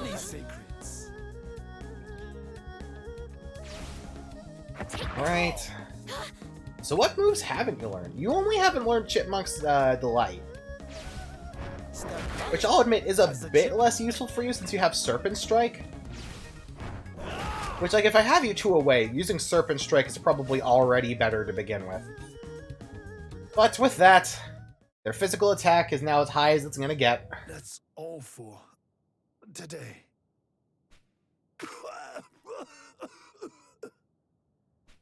Shifu! There we go. Sorry about that. Okay? I was finishing up a drink. I'm fine. Don't worry. Rather, take heart. For my exhaustion is welcome evidence of your tremendous improvement. I'm in need of rest. If you would excuse me.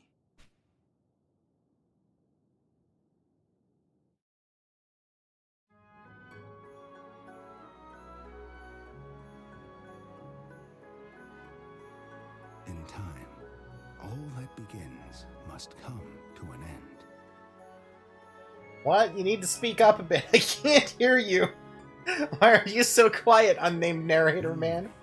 The Shifu realized he had little left to pass on to his disciples.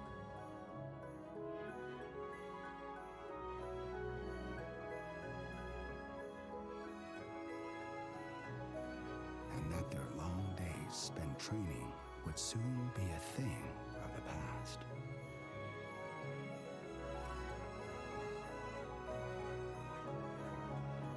Today's lesson is perhaps the most important. Listen well. You have all become very strong indeed. But remember, true strength is more than the power to defeat your enemy. It is the power to defend yourself and that which you hold dear. Shifu! Shifu! It's you! Whatever happened, I didn't do it. I'm not here for you. Bandits from Wong. They're terrorizing the people of Yuefa. Bandits from one, you say? It must be Sun Tzu Wang and his gang. They probably thought they could go to Yunfa and carry on like before without attracting your notice. I'll deal with them. You will do no such Yeah, thing. literally, what did we tell you about revenge? No, revenge is our job. Strong We do as the you revenge. grow, it will be foolish and reckless. Do not misunderstand. I dare say you could defeat one and his entourage. But what will happen then? Others will come and the people of Yunfa will suffer. Violence begets violence. Hate breeds hate. You have all honed your bodies and minds, but your hearts are yet wanting.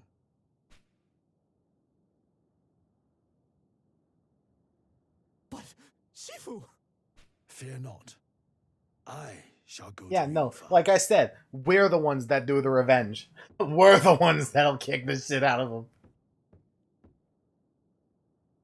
You three are to remain here and continue your Strong as training. you've grown, you've literally Is that shown clear? us what you watched. I mean, let's assume there were other days where everyone else got trained.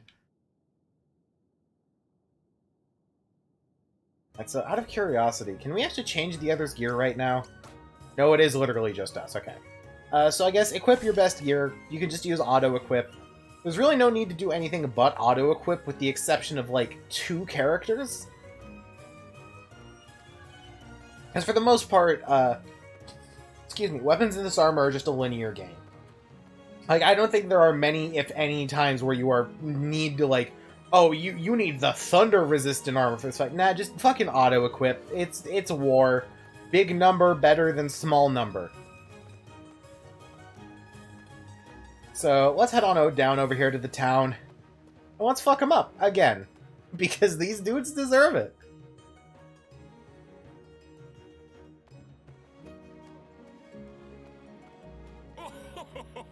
Oh, there's wine galore! And enough food for an emperor's banquet. And plenty of women to keep us company. Hey, fuckers. I'm back. Square up. Shifu, what are you doing here? I ask you to leave this place at once. I do not wish to hurt anyone. Don't be so quick to presume it'll be the same as before. I now follow the teachings of the Indomitable Fist. I have endured training more rigorous and relentless than you can possibly imagine. Allow me to show you the new techniques I have learned. And as a single woman. No, there's 4 of them. It's just that the other 3 are hidden behind objects. One of which being a brick shithouse of a man. A brick shithouse who is about to get his shit bricked down. Thank you, that's the type of amazing wordplay I know you come here for. So anyway, they say they've trained a lot. They are literally the exact same. I think they just do slightly more damage and have a couple new moves.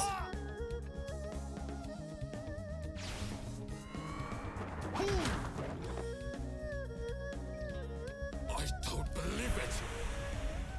Yeah, I don't know what you thought was gonna happen, dude. Bricked down.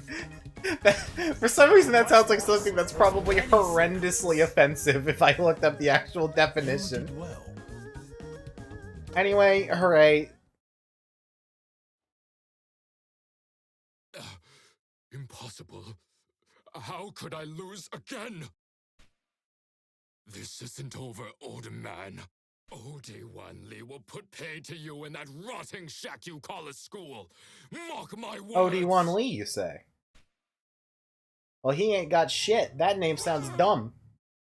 And European for some reason. OD1 Lee. Does he lead this indomitable feast? You did it! I knew we could count on you, Shifu. Alright, well, before we leave, people are just gonna have a shitload of stuff to give to us. Some of them don't. I like this one. Oh, get away from me! Oh, I'm sorry, Shifu. I thought you were just some creepy old man. This game kept the shitty sex joke. It's great. Thank you so much, Shifu. Here, this is for you. Awesome. Shifu, let me give you something special to show my appreciation. If you'll come this way. Young lady, if your intention is what I suspect, then I fear I must refuse. Truly, I must. Oh, this is... No, this is too much. What's a lovely, magnificent peach bun. You're too kind. So she gave us a peach bun. That's a really good healing item. You want to make sure to talk to her. Because there's only like 2 peach buns in this entire chapter. You may need them for the final boss. Nothing else happened. That is all that happened there. So I can't wait for the censored gaming of how they somehow censored that from the original. Which I don't think they did. That was also in the original. Anyway, literally everybody here has stuff to give you. Talk to them all, because this is like the best equipment you're gonna get outside of the stuff you get in the final dungeon. You had one stashed behind her house. Actually, I think she dragged you into the restaurant Hong ran out of at the start of the game. So anyway, now that all that's done, and you have all that equipment, I'd say go back here and unequip all of the gear you have from the Shifu. There's no reason to do this right now. Like, it's not like, oh, you know, you're about to... No, just, like, remove it. It'll make it easier when you're equipping everybody coming up here soon. But for the most part, we should head back to the dojo. I think before we go and check out the temple, we should probably see what's going on. But, looks like someone came up here a bit before us, doesn't it? Let's follow the trail of footsteps.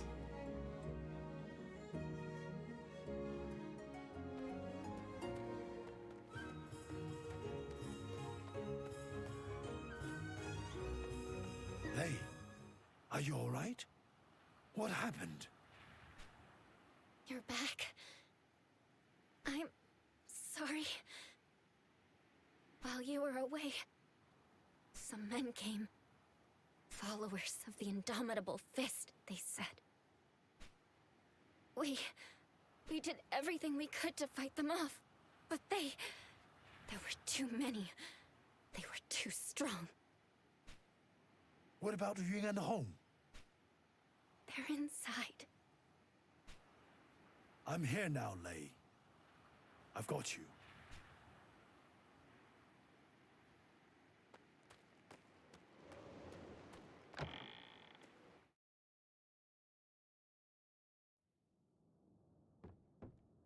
Yun. Yun.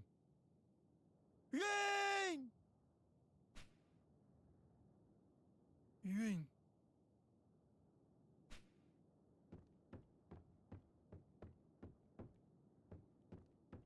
Home. Wake up. Home. Open your eyes. Home.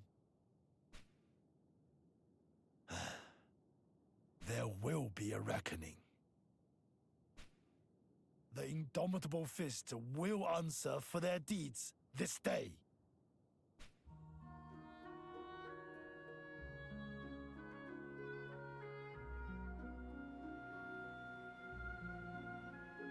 Yun, Hong, I am truly sorry. Neither of you deserved this fate. My time draws near, and I shall join you both before long. Until then, rest peacefully.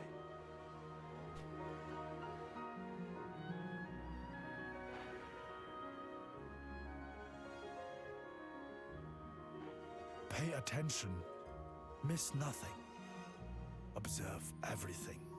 My strength wanes, and so I may be able to perform this only once.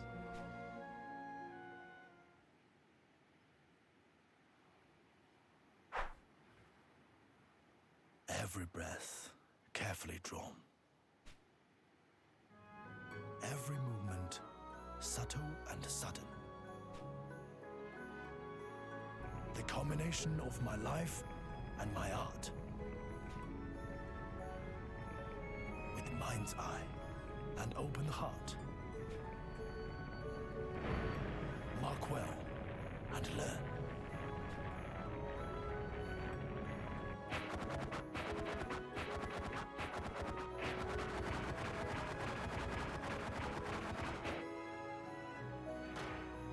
Hey!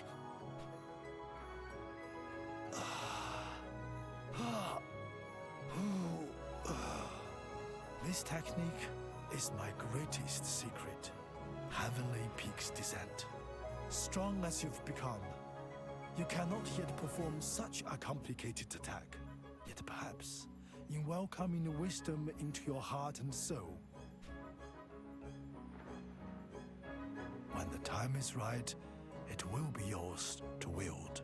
Quite soon, I think, given the prodigious skill you have demonstrated already. So, do you remember how I said you should only put training into one of the three? I think it may be obvious why I said that now. So like I said, there's some conflicting information on how it works in the original. Like I've seen some people say it's the one who's the highest level. I've seen some who says it's like the one who you gave the most training to with priority for the one you did most recently. Some people say it's just the last person you trained. I don't know which, but like I said, just pour all of your training into the one you like most of the starting three. And can I just legitimately say, that scene is remarkably unchanged from the original. Like, obviously it's a little bit hokey and tacky. It is an SNES-era death scene after all. It's not gonna be fucking fantastic, but like, legitimately, like, outside of like the quality of the music and visuals and the voice acting, that's like the same scene. Like, the choreography is the same, the setup is the same. It's just a genuinely good and emotional scene. Like, what the fuck? Like, why is it... Like, that actually got to me the first time I played. I played this first when I was, like, 13 or 14. And, like, I just found myself actually tearing up a little bit, because I was, like, so ready to have, like, a full party that I had, like, trained up, and then it's like, no, like, straight up, it's like, here's, like, the only one you have left. Because, yeah, the only one who's alive is the one who you chose as your disciple, essentially. To pay my respects to the students I could not save. So, yeah, let's go and, pay our respects. Or at least that's what we say we're gonna do. But I still want to actually go up and pay respects, because this game has a lot of, like, hidden dialogue. Like, there's a lot of small pieces of dialogue that are hidden in, like, side stuff, or are changed and altered depending on what you do in a certain chapter. Like, how there are 3 scenarios that have, like, completely different, like, neutral and good ending variants, depending on what you do. But To be at home in your own body, to trust in yourself, to find happiness and fulfillment. That is all I ever wanted for you. Can you find it in your heart to forgive a foolish old man? Brave home. Rest well. I pushed you to confront and overcome your fears, to have confidence. But in the end, Yun, little Yun, I am truly sorry. now that we've done that, I say we go show our respects in the best way we know how. We know where the Indomitable Fist Fortress is. Let's go and kick their ass. Let's... Fuck that whole don't let revenge cloud you bullshit. Nah. No. You come in and you kill my found children, I'm gonna go and fucking... like, I'm gonna fuck you up. Like, straight up. Yo! Neff with the raid! Welcome to Live Alive! You are just in time for the... You just missed the sad scene of the Imperial China chapter. How's everyone doing? I hope the stream went well. I'm Midnight Wanderer. I mean, obviously I'm a VTuber, you can tell that. But I play just a bunch of stuff. Like, varying stuff. Like, mainly RPGs and stuff like that. So if you like RPGs and like Pokemon and Fire Emblem and just shit like that, then you may like these streams. I'm also just talking about how much I love Live Alive and how happy I am that it has a remake, and it's generally great. That's the wrong way. I was looking at chat. Thought you could leave me out of it, huh?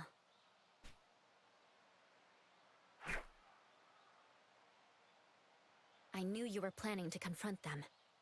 I'm coming too. You have to let me.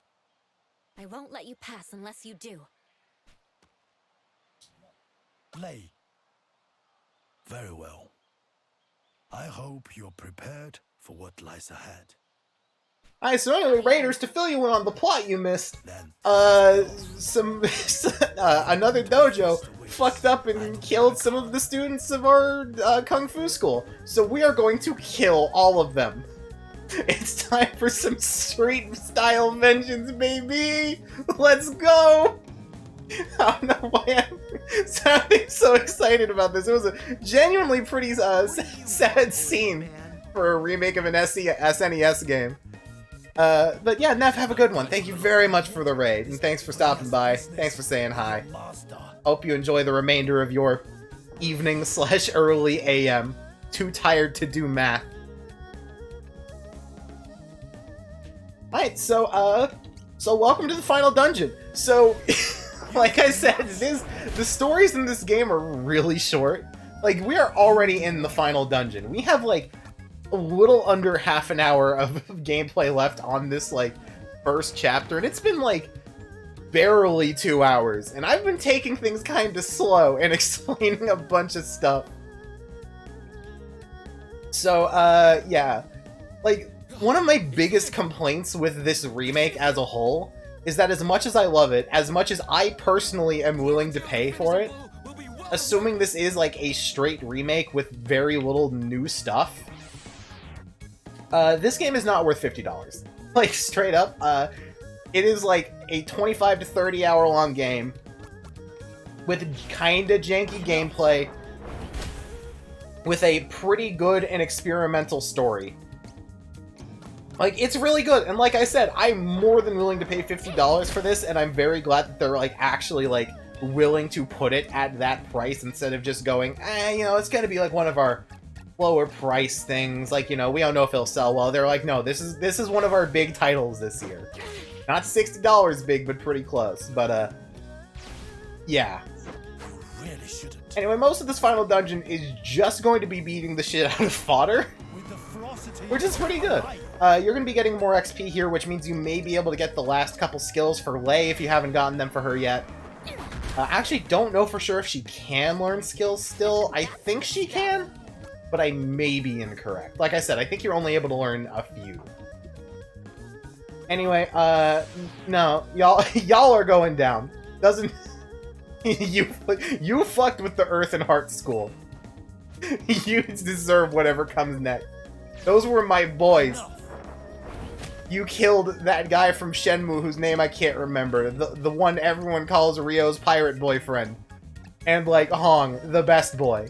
You deserve whatever comes next is all I'm saying. That's the stuff. Also, we get to jam to the very, very good Imperial China battle theme for pretty much everything up until the final boss. So, hey, how's everyone doing? Is everyone having a good time? It's, middle of summer. How's everyone liking the heat? Is anyone suffering from the heat? Everyone staying safe from the heat? Because I am fucking dying. It is very hot in my area right now. I'm just trying to find literally any form of small talk, because the next half hour is essentially going to be... Not half hour, the next, like, 20 minutes is essentially just going to be beating the shit out of the same, like, 4 enemy types. Oh, you know, I was wondering why I was taking so much damage from things. I forgot to do something. Because now that you have, essentially, your chosen disciple and the master, you want to equip all of the best gear you have to this disciple, and equip the second best gear you have to the master, essentially. That's the stuff. And you are able to skip a good amount of the battles here, but I wouldn't really recommend it, because again, more XP good. You're going to cap at level 10, but it does mean that you'll be getting way better stuff for the rest of your team. So, yeah. Anyway, everything there. What do the charms do? Alright, that's 10 extra physical defense, 10 extra speed, and 10 extra special attack. I don't even know which attack special attack even manages. I thought these were all physical, but I may be wrong. Also, yeah, I haven't mentioned yet, this game does have, like, physical and special stats a la Pokemon, where you essentially have, like, where essentially have, like, physical moves, and then everything else counts as a not-physical move. So it's not too complex, very easy to wrap your head around. The back rooms in your store have no actual air conditioning, so it's humid as well, because there's always some door to the outside open back there for trucks. Oh god, yeah, I can't even imagine working backroom at retail. Like, that was the good thing about working in a meat department when I was actually working retail, is like, I got to spend most of my time in like a 35 to 40 degree cooler, which means even on the hottest days, I'd get to just like stand in the meat cooler for a bit. And yeah, it smelled like beef, and yeah, it was a generally not very welcoming environment to just hanging out, but if I ever needed to cool off, I'd just be like, oh yeah, let me just go, prep some of the good-selling meat here, you know? Just gonna, yeah, make sure we have enough chicken, and then I just, like, stand in the meat cooler, like, just staring at the fans, like, please God, I want to be cooler. Please make me cooler, I beg of you. And it would generally work, because, you know, it's a meat cooler. It's doing its job. You don't work in the back, we stop to go there, inevitably, to go to the carts. You're gonna then go stock. Ah, that makes sense. Yeah, no, at the Walmart where I worked, essentially, like, I was doing everything in the meat department. We only had one employee doing meat for the most part, because we were always mostly understaffed in produce, but I was always good enough at the meat department that they just kind of left me to do my thing. So yeah, I was pretty much the one who was in charge of, like, you know, unpacking everything, taking care of shipments. Like, I essentially did everything that the department manager didn't do, and everything they did was, like, the numbers and backroom stuff. I'd essentially just take care of all of the labeling, all the moving to floor, all that good shit. It was honestly pretty good. I genuinely did not hate my time in the meat department. But that's mainly because my managers actually trusted me enough to just leave me in the back, which meant if it was a slow day, and they trusted I was getting my job done, they wouldn't check on me. And I would just, like, literally listen to podcasts in the meat cooler with my jacket on. And it was a genuinely very nice experience. Turns out, meat coolers, actually a really relaxing place to chill. No pun intended. You got the nice little hum of the You have the nice little hum of the vents, you got the nice cool environment. You know, it does smell like raw meat, which is a downside, but luckily it's cold as shit, so it doesn't smell quite as much like raw meat as it could otherwise. I kind of hope that if I'm not able to get an actual job with my fancy new big boy degree soon, I actually have a decent place to go back to, because even with all the shitty changes the place has added over the past few years, I still feel like if they just left me alone in the meat department to do my job, it would be fine. That's the stuff. It was only ever really bad in the lead up to major meal holidays, like Christmas, 4th of July, definitely New Year's, mainly 4th of July. 4th of July sucks if you work in a meat department. You know how complainy customers get about not having party meats? Like, oh god, especially when, like, the chicken wing shortage was, like, just starting out. Like, the amount of customers who were like, what do you mean you don't have chicken wings? It's like, I mean, we don't have fucking chicken wings, sir. What do you want from me? Am I supposed to, like, magically spawn in more, like, chicken wings with the magic mind powers working in a meat department gives me? But then some really creepy old dude who smelled like meth came in and called me beef boss, and I'd just be like, never mind, this job is great, actually. Shoutouts to the old ripped dude who smelled like meth and looked like he was on steroids who called me beef boss. Because I will never forget that dude. And the term beef boss is forever ingrained into my brain. Ah, that was good shit. That was a nice good time. That's the stuff.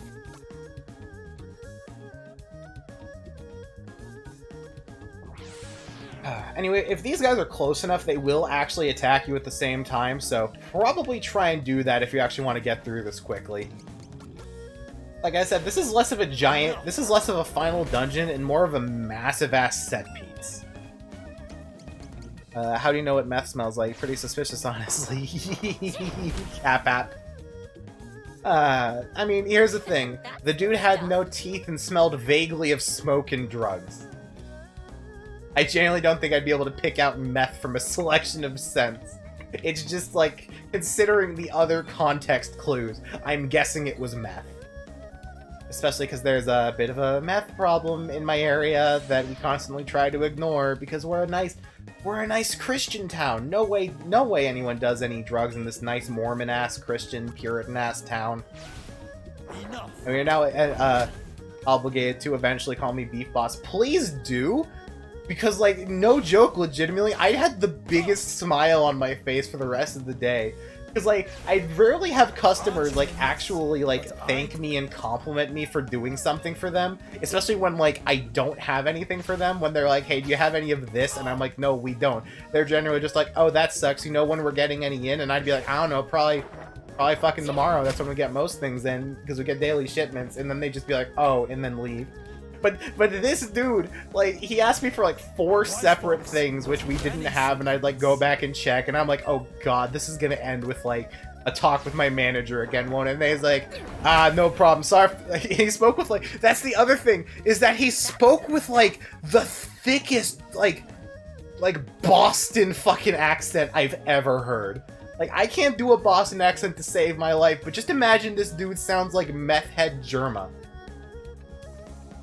So just imagine this dude sounds like Germa, and he just fucking goes up to me, and he's like, it's no problem, you helped me a lot today, man. I hope you have a good one, Beef Boss, I'll catch you around. And I'm like, oh my god, that dude is my favorite human, like, that was my first run-in with an IRL cryptid. I hope that dude's doing okay, he was great.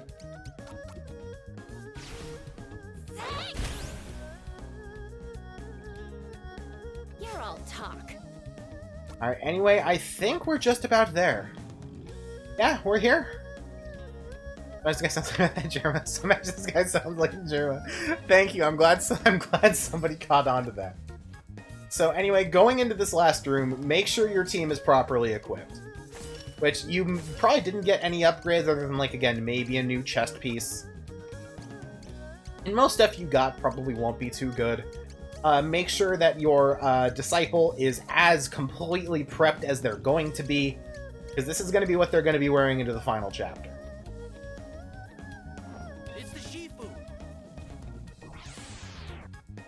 You're king of picking up on wordplay. I'm glad. So anyway, this is kind of the start of the final boss, essentially. It's more of like a mid-boss, essentially. So yeah, you're gonna have to be a bit careful, because these guys actually can hurt. They're a decent bit threatening. But for the most part, just keep going for it. You're just gonna be dealing with, like, again, the table, which is just barring the way. It's kind of a double-edged sword to take care of it, because on one hand, the table being gone means you have way more room to maneuver. On the other hand, it means a lot of these dudes' attacks that don't go through enemies are now going to be able to hit you. That doesn't matter so much when we have access to our strong moves.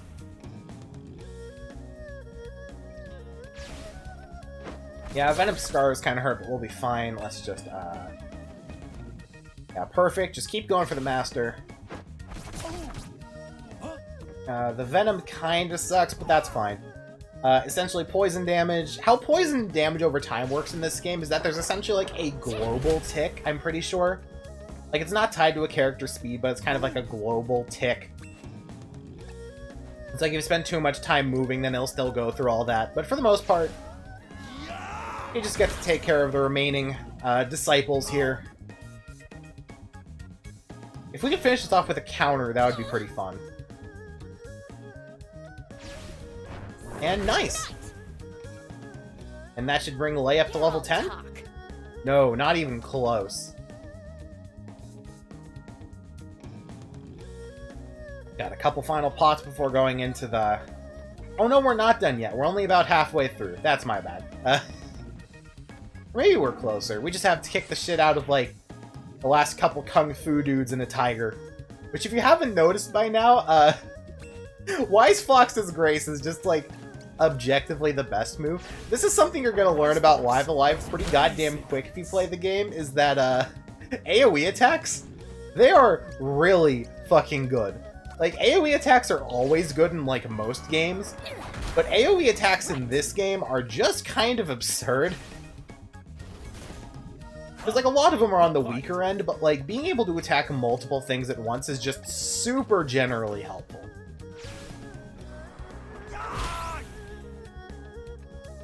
Anyway, there we go. Got that fight down, and is there anything else? Or is this just up to the end? Yeah, I think we're just up to the end again. Welcome, Shifu. Is it time to hear one of the best songs in JRPG history? O.D. Wan Li, I challenge you. We meet at last. I see you have brought your surviving student. I must say, I'm impressed you have made it this far. A man of your age. But you'll find the fighters here are made of sterner stuff than the youthful dross you dispatched. Against their combined strength, you would not stand a chance. But a man of honor would never stoop to such cowardly methods. Don't make me laugh! You? A man of honor? A man of lies, more like! Or do you deny sending an army to attack my master and his students? Oh yeah! Forgot I did that. You forget how many dojos you take down in cold blood in this line of work. That was a discordant rabble. They rely on numbers to carry out their tasks, yet still fail to do so all too often. So, by way of apology, I shall deal with you fairly and justly. Oh god, what today. I love the villains of the first 7 chapters. Because, like, there's a couple of good ones, but they're mainly just comically evil. Your opponents. Senshi and Sushi. Ishi and Ershi. Tongcha, Sha-cha. Nancha, Pei-cha. 10. Lin. Shen, Sisters 3. And finally, Yi Pei Ko. You shall fight all in turn. Defeat them, and I will accept your challenge. And now, let the revelry of blood begins. God, the voice acting in this game is so fucking tacky. I wouldn't have it any other way. Mid-English dubs are the best English dubs. Alright, so... welcome to the start of the final boss, essentially. What we have here is something of a boss rush. I say something of a boss rush because in general it's really not hard, and I'd barely describe most of them as bosses. Like, much like the rest of this chapter, you can kind of take care of a lot of these fights just by using the old favorite of spam Wise Fox's Grace, and eventually they'll die. That... that was a fucking fantastic death scream, holy shit. Excuse me? So yeah, these 6 fights are... no, I think there's only 4. I think some of them are 3v2s and then 4v2s. That's all. So it's not quite as long as it seems, but yeah, for the most part, this is just gonna be, kicking the shit out of a lot of dudes. Aw, you're nice enough to start right next to each other. That's very helpful. That means I can attack both of you at the same time with Wise Fox's Grace. This is one of the downsides of grinding up a single student, is the fact that you end up so powerful that there's kind of not too much of a challenge. Oh, you two were actually able to live. Good job. I mean, the thing is, one of you can't actually do anything to me. So, I mean, we're just gonna Wise Fox's Grace and you'll go down. Wise Fox knows many secrets. I gotta say, I kind of wish that the remake added like a hard mode or something. Or maybe there was a hard mode and I just missed it, because I'd kind of love to play this game with like a little bit more difficulty. Like, not a lot. Just like, as much as I hate to say it, I feel like this game would actually benefit from a mode where enemies just had more health. Because as it is right now, I think the biggest thing that stops the difficulty of this game is that, like, time to kill in general is so low that, like, easy enemies are easy because you can take them down in, like, 2 hits, while hard enemies are hard because they kill you in 2 hits. Like, in general, things just kind of die quickly. Let's see. Let's just go for Wise Fox's Grace. That means I may be able to get off my counter. I'm not sure, because you are within 2 spaces of me, which means maybe if I can pull off my counter... Okay, that's the wrong counter. That's the hard thing about giving the ranged counter to anybody, is that the ranged counter is so situational. Are you surprised a game where the gimmick is that it's a collection of short stories didn't go ahead and pad by using tanky enemies? Like, I think that's another thing, is like, this game can drag sometimes. Like, especially when we get to near... oh my god, when we get to the fucking Akira's story. Oh my god. That is, like, one I love and hate in equal measure, because it is such a love letter to what it's inspired by. But it just does it not well. But yeah, this is a game that, like, is pretty much exactly as long as it needs to be. Like, I don't think it's much more, like, bulky in terms of content than anything else of the time is. Oh yeah, that's right, because Lei's level 10, she starts getting her unique skills. Yeah, when the disciples reach level 10, they start getting their own skills. It's like, she just got Starlight Strike, which is, I forgot what the range is. But it essentially is a much higher chance of minus attack and minus defense in a range. It's pretty good. And just to show how much the training does, let's go ahead and compare our stats here now that Lei's level 10. Like, as you can see, like, ignoring some things, like, the attack value is more of a scalar. Like, the attack is more so, like, how much the attack raises each turn. Like, as you can see here, we've, like, really started to surpass the Master here. Like, our special attack is running a bit behind, and our defenses are a bit lower, but, like, the speed is absolutely absurd here. And we're going to keep scaling. Like, we're going to keep getting stronger. We're going to keep getting more accessories. Like, it is genuinely nice to have a student surpasses the Master story where you can, like, literally feel the direct comparison of that progress. It's great. Anyway, we should only have 3 fights left before the final boss. I actually forgot about this. My brain just remembers, wow, cool, fight through the... It was just like, wow, cool, fight through the enemy's palace part of the game. And then I forgot that, no, it's actually really boring. Ooh, countering with Tiger and Dragon's Rebuke is very nice. Ooh, minus to both defenses? Those poor bastards. What are you weak to? You're weak to fire.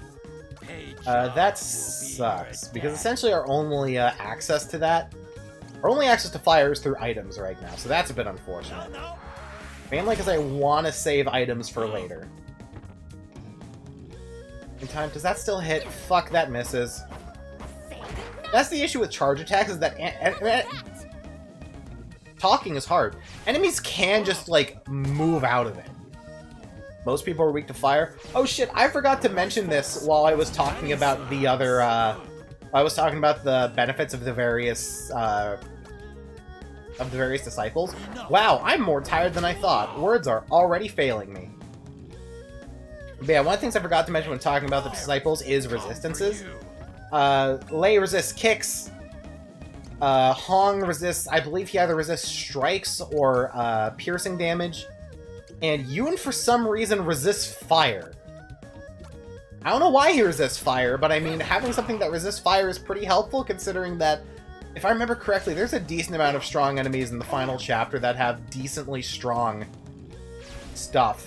Fire attacks. Words are very difficult when you're stupid.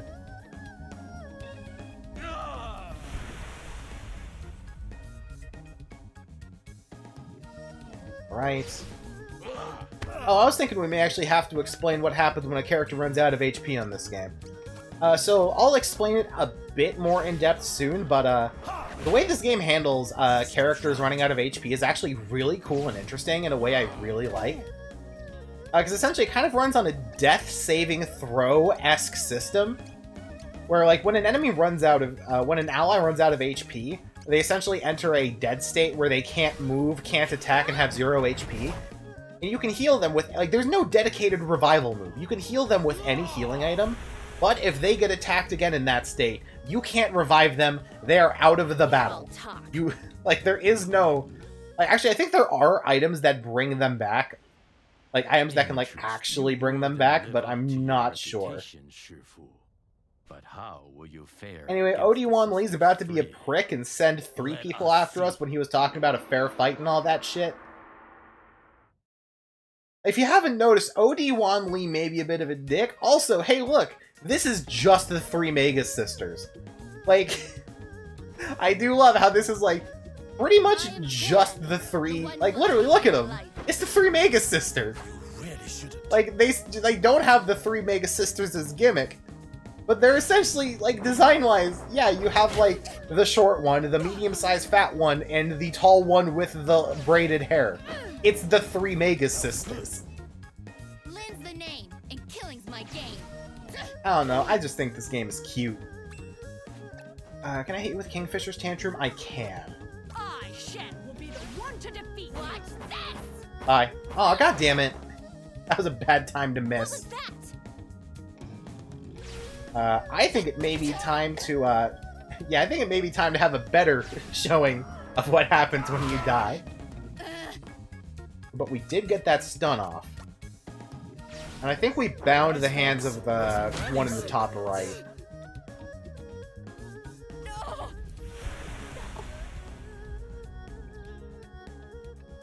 Alright, oh, you've got a counter. And it's an AoE counter. I'll need to remember that. I have danced with the dragons of flame. Let's see. How far does Starlight Strike reach? Starlight Strike actually reaches 2 spaces. Let's see if I can just finish you off from here. Wonderful, and then I should go again. Or by I mean the Shifu, but yeah.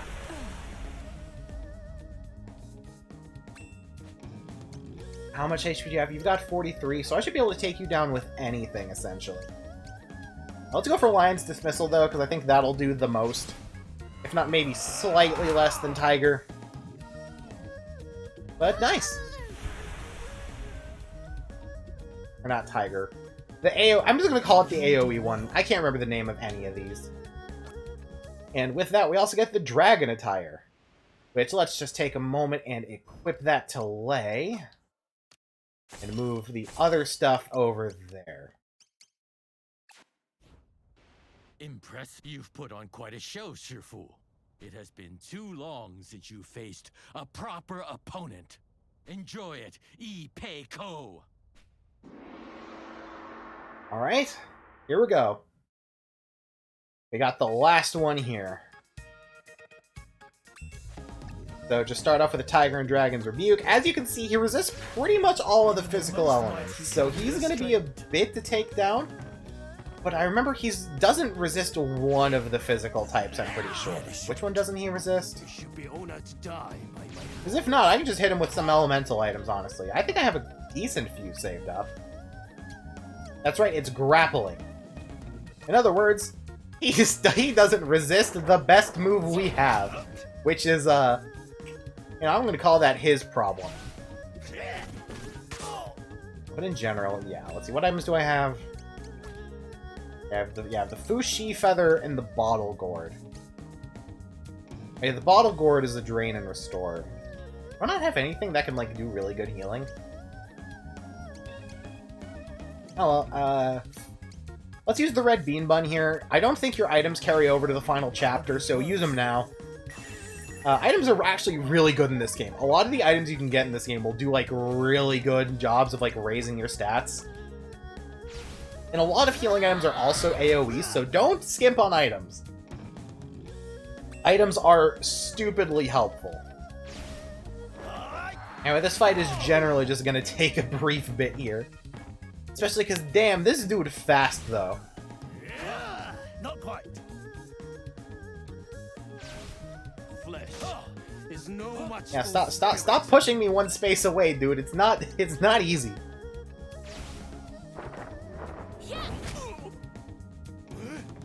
Ooh, nice. Another thing about enemies, or about legs being bound, when legs are bound, you can't move. Like, obviously that kind of makes sense, considering, you know, how legs work, but I'd say that's also important to keep in mind, you know. Because moving in this game is actually really, really important. We'll see more of that when we do Boxer next. Because we actually do still have time to do Boxer. Boxer's only like 45 minutes to an hour. It's really not long at all. Go for Wise Fox's Grace. Nice, I no longer have my arms bound, which means it's time to bully this dude with the best one we have.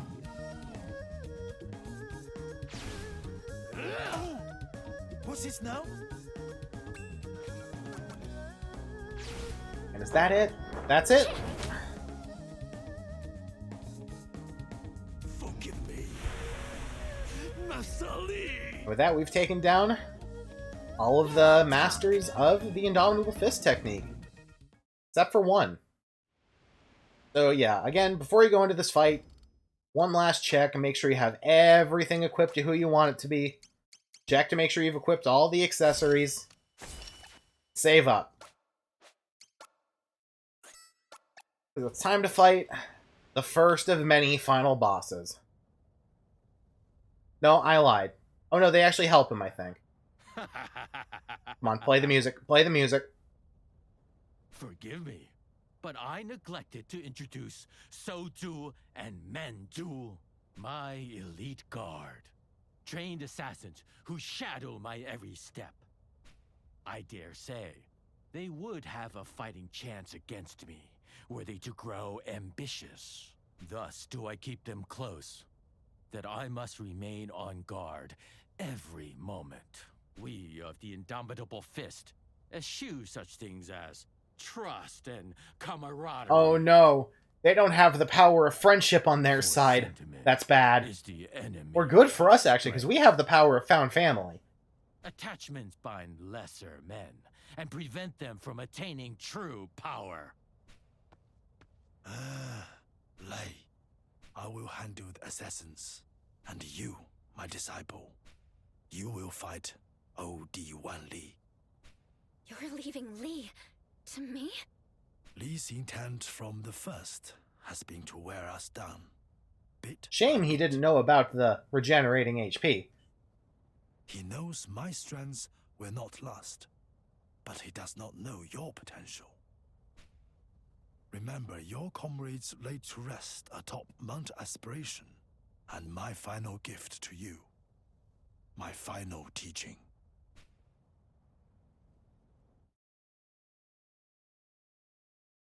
Every breath carefully drawn. Every movement. I'm just gonna subtle skip through and this because we did already see this. the Like, we saw this like half an hour ago. It's not... It wasn't that long ago. Mark.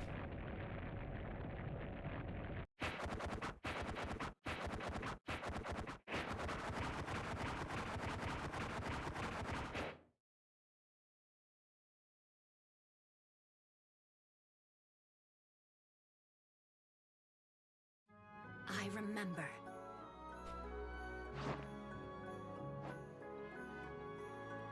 So, rather than fight me yourself, you send this child in your place? I expected an old fool, but an old coward.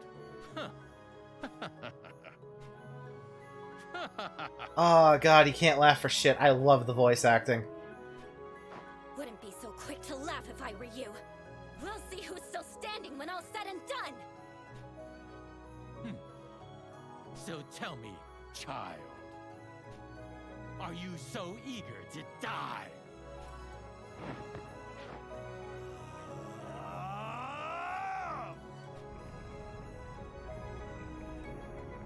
What's this? Hong Yun, you'd better be watching. Behold, our Shifu's greatest secret.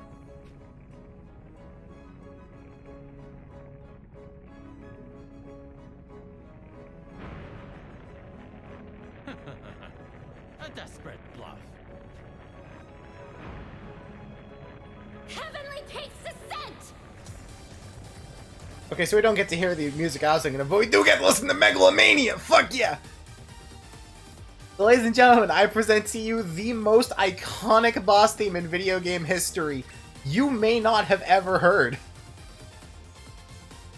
Like, song is legendary. This is like one of the greatest boss themes ever made. To the point where, hey, fun fact, you know that song that sounds kind of like Megalomania? That if I had a bigger chat, people would probably be joking about? Guess what? The name for that song literally came directly from this song. Because Toby Fox also loves this song. And this game. There's a surprising amount of Live a Live in Undertale. Or Live a Live. Fuck, I'm so used to calling it the wrong name that now that there's a right name, I feel stupid. But anyway, this is the final boss theme for every chapter. And it is fucking good. But for now, we've got one final threat to take care of. We've got to take care of OD1 Lee. To help us achieve that, we've gotten access to Heavenly Peak's Descent. It attacks in any one of the 8 directions, 3 spaces away from us. But we can only use this once. So we need to make it count. For the most part, though, I'm going to start with a good old... oh, I'm still 1 space away. For the most part, I think it's most important to start debuffing this dude's stats, because this guy hits like a truck. As to be expected from the final boss. Perfect. We also binded one of his limbs. Now, we are going to have to deal with, okay, the counter there, but we are able to dodge it. What have you got? In general, OD1 Lee is my vote for, like, one of the hardest final bosses. He is not easy by any means. Additionally, because he moves so frequently, he can be really hard to take care of if you're using somebody like Hong, who's going to have to deal with charge times. But in general, you just want to avoid being in the place I just was. Like, pretty much like a general Live Alive technique here. The optimal space to be for a lot of opponents is slightly off diagonal, slightly out of range. So about where I am now. You know, he's got minus defense. This is actually going to be the perfect time. Let's hit him with the Heavenly Peak's Descent. No need to wait. Just go for it. And there we go, half his HP right the hell down. In the meantime, let me keep my distance a bit. And in the meantime, let me also, you know what? I have the bottle gourd. Let's hit him with the bottle gourd. He's going to be able to hit me here, but I don't think he'll interrupt us. No, he does interrupt us. That's actually bad, though. Luckily, we have our counters, and if it binds his legs, no leg bind, that's fine. But still, oh, this is bad. This is actually game over. I think I fucked up. I shouldn't have gotten cocky. I should have just gone for a healing item. Oh no. And now, to deal with your Yeah, Shifu. oops, that's on me. Remember how I said don't be afraid to use healing items? Oops! That's why I shouldn't be afraid to use healing items.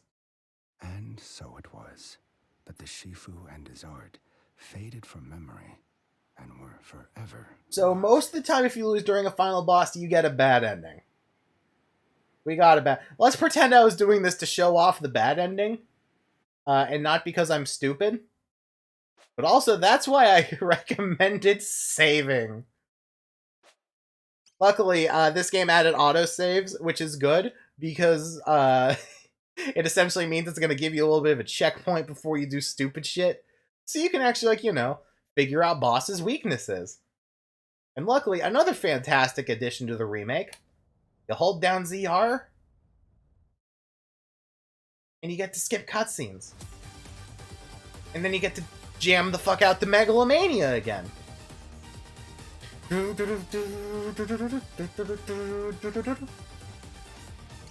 Anyway, oh shit, I did not mean to go for Monkey's Paw. I meant to go for Tiger and Dragon's Repute.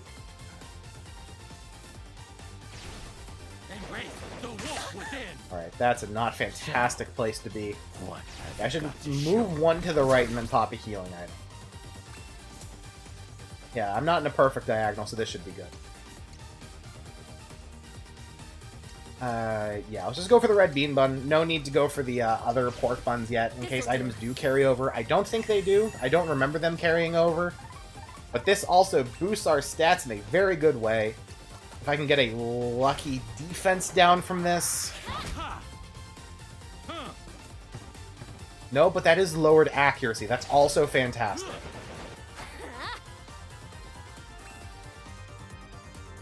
If I can get minus defense and special defense, we are going to be in a perfect position to let loose with the Heavenly Gate. Or Heavenly...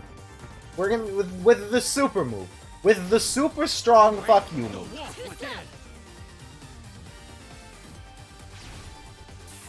Alright, yeah. Mad Dragon's Vengeance is a bit of a threat, but that's fine.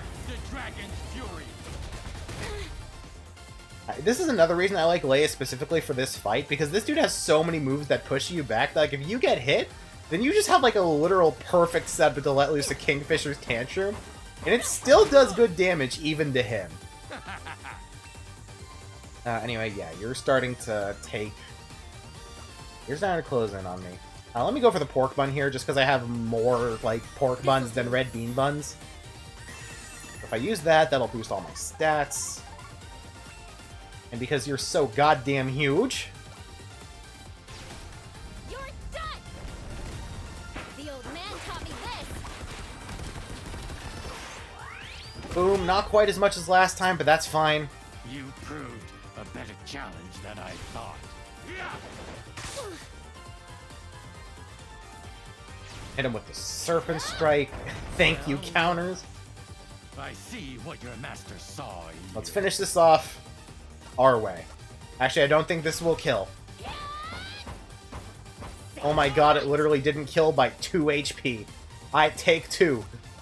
We'll finish him up our way.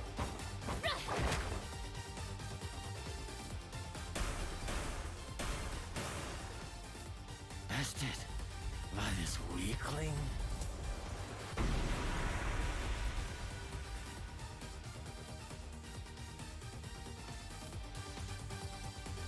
And with that...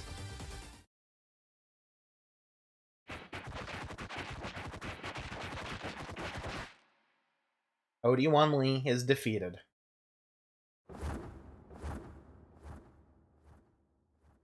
Bested by this weakling.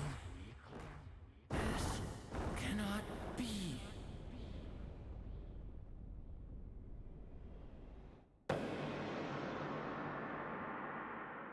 God, this game is so fucking good.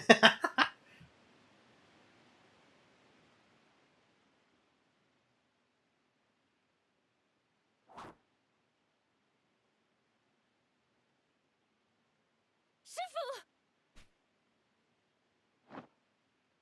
Lei, you've outdone yourself. You've become so strong. Stronger than I dared hope. What are you saying? I'm sure you have so much more to teach me. I have faith that our art will endure for generations to come, preserved and protected by you, my worthy successor. Quit talking like it's the end.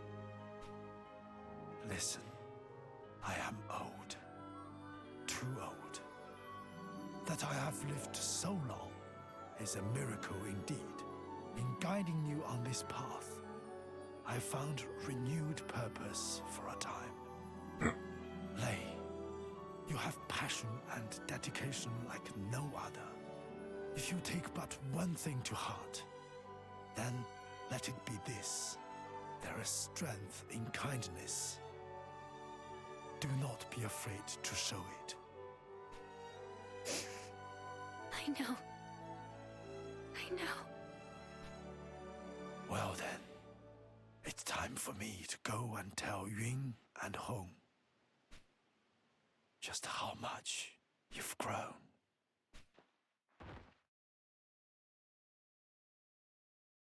Shifu!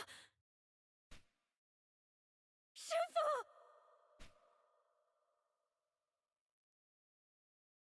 And that is the end of the Kung Fu story of Imperial China. So, hopefully, I don't know how many people are still hanging out. I'm starting to avoid looking at my viewer count again, because if I look at viewer count, it starts to get to me. But hopefully, anybody who stopped in for now would be a good time to take off. Hey, old man. But I hope you now have a better showing of what Live Alive is, because it's good. It's really good. I split the boulder today. And while I try my best to be kind, like you urged me, I still lose my temper sometimes. I don't know if I've got it in me to ever be as calm and collected as you were.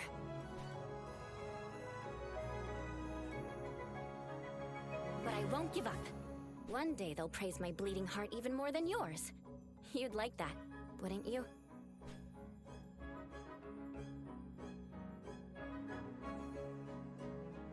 So keep watching, old man.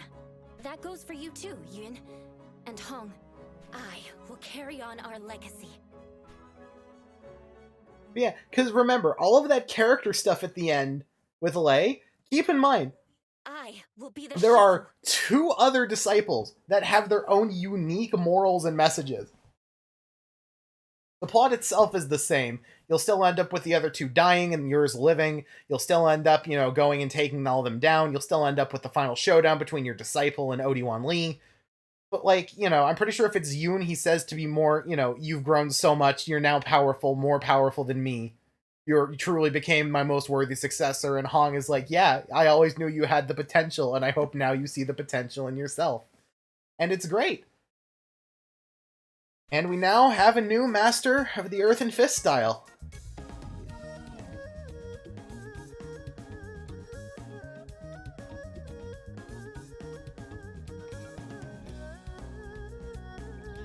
So anyway, while the last bit of the credits plays, I'm going to step out for just a... I'm not even going to step out. I'm just going to be grabbing a drink really quick. Also, shoutouts from the looks of it, having, actual Chinese or at least general Asian voice actors doing this. Because I was going to say, I was raising an eyebrow at how many Chinese accents there were, and I'm like, but you know what? I'm willing to forgive it in this case if they are actual Chinese voice actors. Because that's cool. Yeah, I really need a drink. I'm fucking thirsty.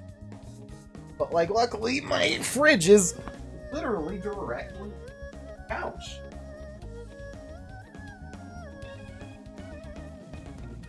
Because I have my laziness completely optimized.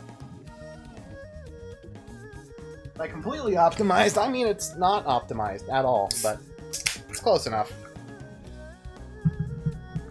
But yes, with that, the legacy of the Earth and Heart style of Kung Fu is ensured.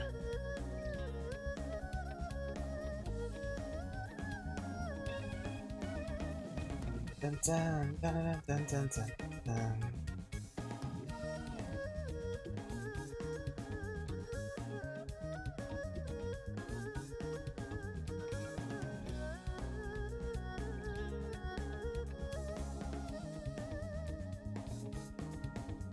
Alright, let me just do a quick little boom update on Twitter that I'm going to be starting the Boxer story. Because I think I have time to do the Boxer story. It's by far, like, the one I'm about to do, the martial arts story or the Boxer story, whatever you want to call it, is far and away the shortest story in the game. Like, there is no doubt about it. Like every other story still will take at least an hour, even the shortest ones. Like, probably the only one that comes close to being shorter is the Wild West chapter, but, not by much. Ah, drinks.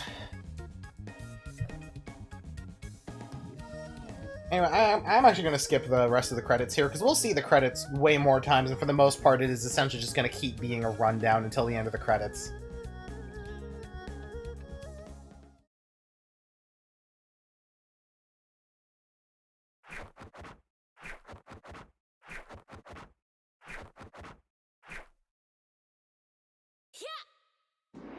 But yeah, with that, we've preserved the legacy.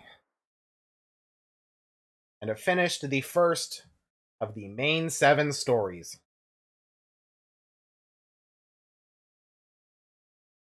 And we're going to move on to the most interesting one? Like, not the most interesting, but it's definitely one of them. And also, this is a very cool touch, but, from now on, unless you redo the chapter from the start with a different disciple, which is something you can do, I don't think you are locked into Lei as your disciple from now on. But from now on, because the Shifu's dead and Lei's become the disciple, she's the one who shows up on the character select screen. And I think that's just really nifty, especially because we have Guy, genderless robot, Guy,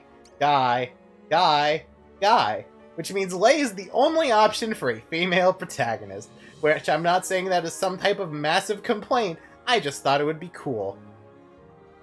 It's one of the chapters ever, indeed. Anyway, let's move on to the next story, present day. The story of the strongest. To be the world's strongest fighter, the best of the best. A dream shared by many, but one young warrior believes he truly has what it takes to claim the title. By making the skills of the masters his own, he intends to prove himself. Muay Thai, professional wrestling, lucha libre, Kopo, Sambo, and Sumo. The most powerful techniques of these storied traditions he will learn. All he needs to do is bait his opponents into revealing their secrets. Welcome to the story of the strongest. That's not even a joke. That's the name of this chapter, is the strongest. No matter who they are, every fighter's got the same Hey kid, do you guys like Baki? Because this is nothing like Baki. So, be thankful, actually. If this were actually like Baki, I'd be kind of scared.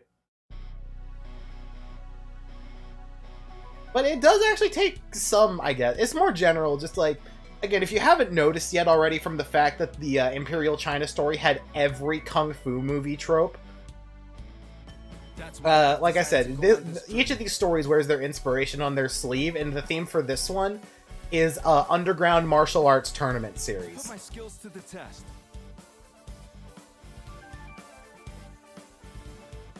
Also, my boy Masaru rocking fucking poor white boy apartments. Masters and make their techniques my own. Like, man, where's your bed? Why is the only things that are in your apartment, like, alcohol and, like, exercise equipment? You need help, my dude.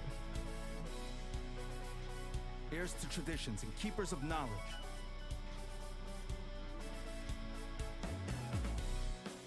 And like me, they they probably got plenty of pride.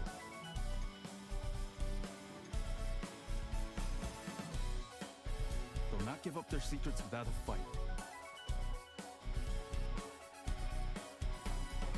So I'll give them one. Push them to the limit and force them to use their techniques.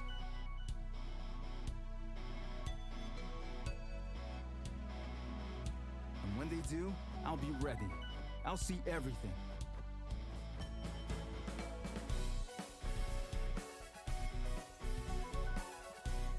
I'll roll with the punches until they throw the ones that count.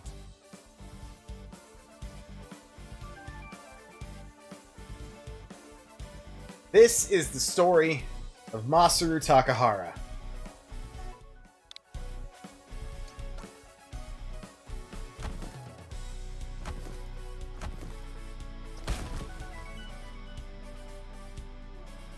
I'll fight my way to the top, and the world will know my name. Part of me's kind of regretting not literally just naming this motherfucker Hanmabaki. Or maybe I'll fall short in the end.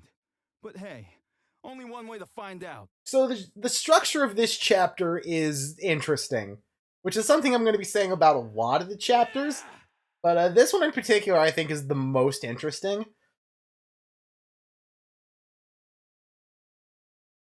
Because there's no story. This is Mega Man. We are given access to 6 different martial artists to fight. We can fight them in any order we'd like. But we do need to beat all of them in order to become the world's strongest fighter. The fighters are Namkia, the Muay Thai fighter. The Great Aja, famous Mexican lucha libre. The Russian mercenary Tula Han, master of Sambo. The reclusive hermit Seishi Moribe, sole descendant of the Kopo style of karate. Max Morgan, famous American pro wrestler become entertainer. And Jackie Yaokia. I don't know how to pronounce his last name. I'm sorry, anybody from Hawaii. The ex-sumo wrestler. And you may have noticed from how much they've talked about it, but the gimmick of this chapter is very, very cool. Because Masaru will be level 2 the entire time. He will not level up. But on the other hand, he only starts off with 3 abilities. He has the simple punch attack, a simple kick attack, and a skill called Focus.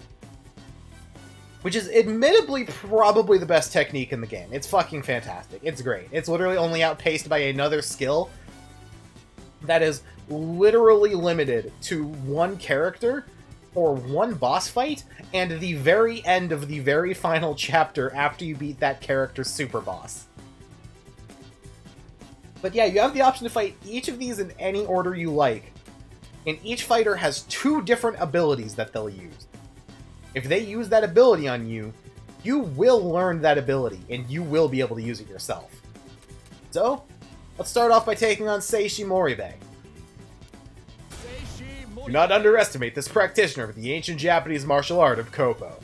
He has rediscovered and perfected much that was forgotten, such as the Celestial Palm, a deadly strike which can kill a fully armored man outright. Okay. Let's go! You seek to become the strongest, and so the path you walk has led you to me. There are many arts, but there is only one Koppo. Defeat me, and we will speak of its secrets.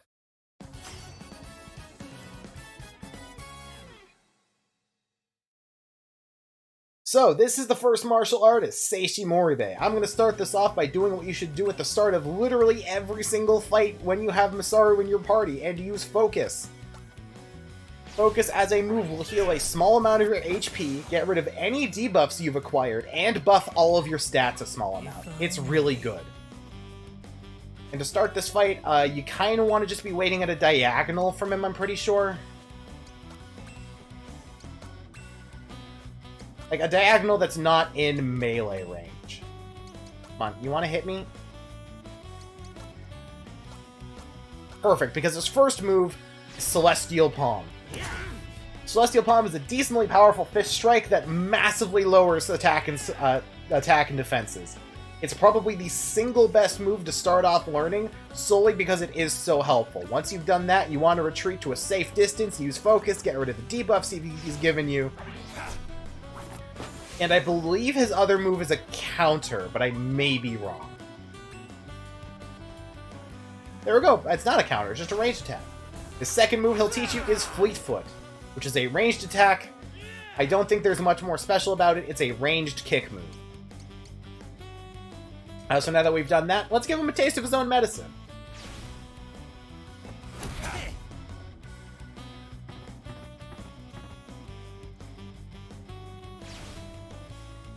Luckily, unlike you, these guys don't have access to healing, so if you're worried that you may end up dying, feel free to just run a couple steps away and abuse the shit out of focus.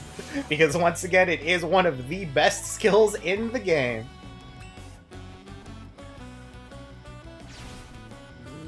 Ow. Anyway, let's just keep going for Fleetfoot. If you fight... Also, speaking of how this game takes after Mega Man, if you started by fighting Max Morgan, which is something I don't recommend because Max Morgan fits like a goddamn truck and is very fast, you'll get access to a German suplex. And German suplexes will kill this man in one hit. This is a very old, very frail man. He will die. Just trying to stop messaging me, Roman. Anyway, go and subscribe to Nova Zone on YouTube. He makes good shit. He's going to be starting up a Patreon soon. Give him money. You may know him as that guy who made that 3-hour-long Kingdom Hearts video you may have seen in your recommended. He's fucking great and he deserves more growth. And that's beside the point. For the most part, Boxer is a very fun idea for a chapter that's not really executed too well. Like, as you can see, every fight's pretty much going to play out like this. It's essentially going to be going in, you know, learning the moves, baiting them out, and then just kind of fighting the dude. And don't worry too much about getting all the moves from Masaru. In the final story, Masaru will learn the remainder of the moves he didn't learn from this by level up. But I think he only learns up to a certain number.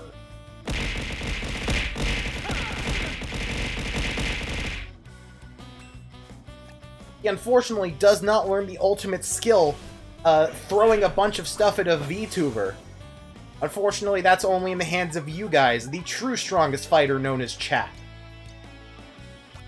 Anyway, come on, I just need to take this dude down. I just need to hit him. Like, that's the thing about fighting Moribei.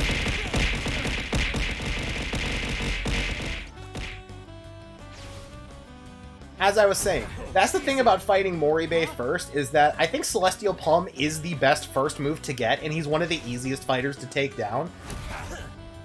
But it is just fucking obnoxious.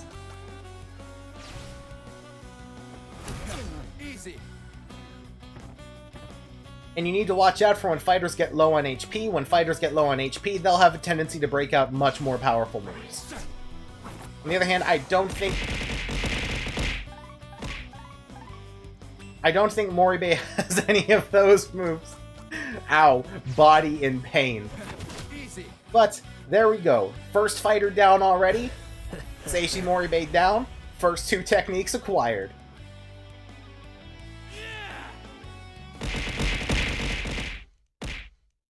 Again, unfortunately, did not learn the skill that counters being hit by John Arbuckles. That is a true... That is a true combo, in fact. Head hurt. Alright, anyway, now that we're done with that... by the way, a change made to the remake of Live Alive, not in the original. You can actually refight enemies you fought before. In the other game, you weren't able to go back and refight fighters, I'm pretty sure. You pretty much had to get all their moves in one go. So don't worry too much if you miss any. It's not the end of the world. So anyway, moving on to the next one. Let's go and take on Max Morgan, baby! Streamer's a damage sponge, WTF. It's more like I'm bad at making fake pain sounds, and I don't want to scream because there are people in my house who will think I am dying in real life. Anyway, next up we got Max Morgan. Oh yeah, brother! The unquestioned king of American pro wrestling has since leveraged his fame to become a Hollywood star. However, he resumed his training with a renewed passion after learning of Masaru Takahara's ambition to become the world's top fighter. Also, I'd like to point out, Max Morgan, he was censored from the original. Okay, brother. Because if it wasn't obvious enough, in the original, this dude straight up had a handlebar mustache. Just in case you really didn't understand the fact that this dude is just Hulk Hogan. Max Morgan's gonna take you for a ride on the pain train, first class. I mean, let's do this. Pro wrestlers, they're good actors. And just like good actors, they're gluttons for punishment and refuse to stay down when called out for unsavory things. Max Morgan is probably one of the most threatening of the enemies. Not because he's hard. If you can, like, debuff him, he is a complete joke. The issue is he has access to moves like German Suplex, which is one of the most powerful moves you can get. But luckily, I don't even need to bait for it, so this fight just got 10 times easier. Let's use this opportunity to buff ourselves with focus. And most of the rest of this fight is going to be trying to stay 2 spaces away, because if we stay 2 spaces away, Max is way more likely to to use the move I'm waiting for him to use.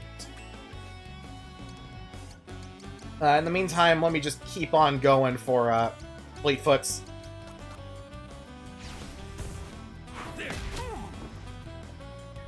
Let's give the crowd something to remember. All right, come on. This is what pro wrestling is like, right? It's just a guy who's unable to move because some Japanese MMA fighter is just like going ham with the sick martial arts spin kicks. That's what wrestling is, right? Anyway, I'm going to use focus here to let Max do things. Because we do still need to get his other move, and his other move is also very good. You also want to get his other move. Max probably has 2 of the best moves, which is Max Bomber! Max Bomber is good. Max Bomber is your AoE move. It's mostly useless right now, but it's a very strong physical move that hits all around you, so it's a damn good move to pick up as quickly as possible. Now that we're done with that, I'm just going to go back to my old strategy of staying far away from this dude and bullying him with Fleetfoot.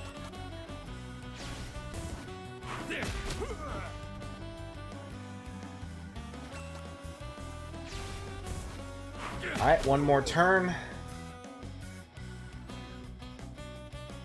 That's gonna hurt. Ow. Alright, and finally, let's finish him off with his own German suplex. It's over. Now that was one hell of a show. And that is the second boss.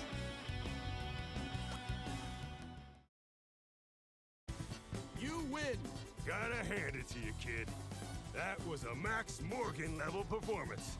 Maybe even better.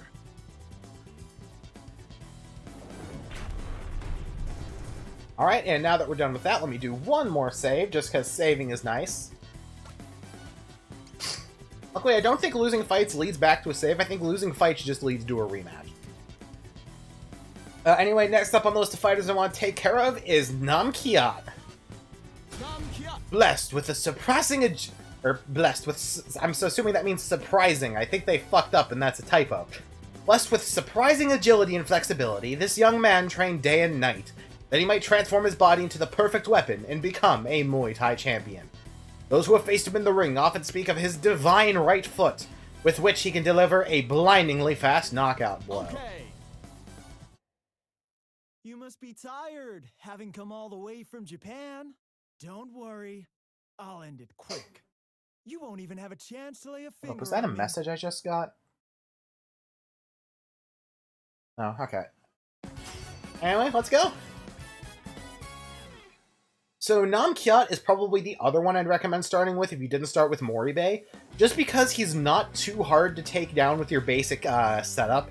And additionally to that, he's just generally not too threatening and his moves are pretty decent.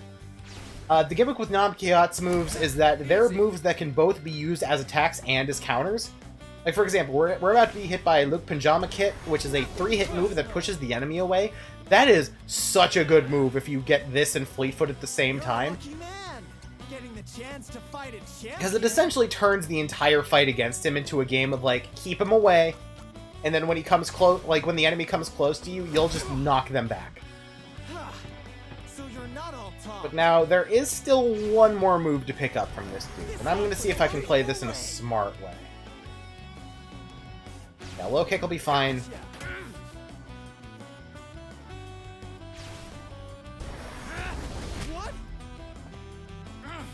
Alright, I think we need to be 2 spaces away. Right there. Perfect. Spiral knee. This is the other move he gets. It's another nice ranged kick. It's very nice. It gives us nice time to focus. And I think Spiral Knee also has a chance of binding legs. I may be wrong. I think I'm wrong. Let's finish this. Yeah, Spiral Knee, no, that's right. Spiral Knee is just a 2-range move. So it's essentially an alternative for Fleetfoot if you haven't gotten Fleetfoot yet. Excuse me. And Directional just means that if there's an enemy in the way, you'll hit them first.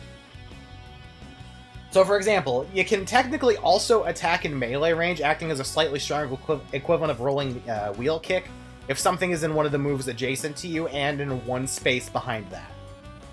In the meantime, though, I'm going to say let's just finish this up nice and quick. Suplex! It's over.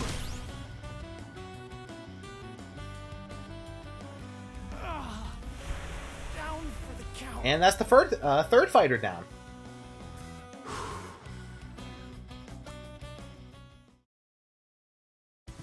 You win. My face. My beautiful face. Very well. You've won this one. Alright, and moving on next, we're gonna take on Jackie Yaokea. Yaokea. Fuck it, close enough. I'm white. I'm lucky I can pronounce some other things. In sumo, where the most mighty and physically dominant athletes vie for supremacy, this Hawaiian wrestler was hailed as a once-in-a-generation talent. After failing to achieve his lifelong dream of becoming a Yokozuna, however, he renounced the sport and resolved to instead conquer the martial arts world. Okay.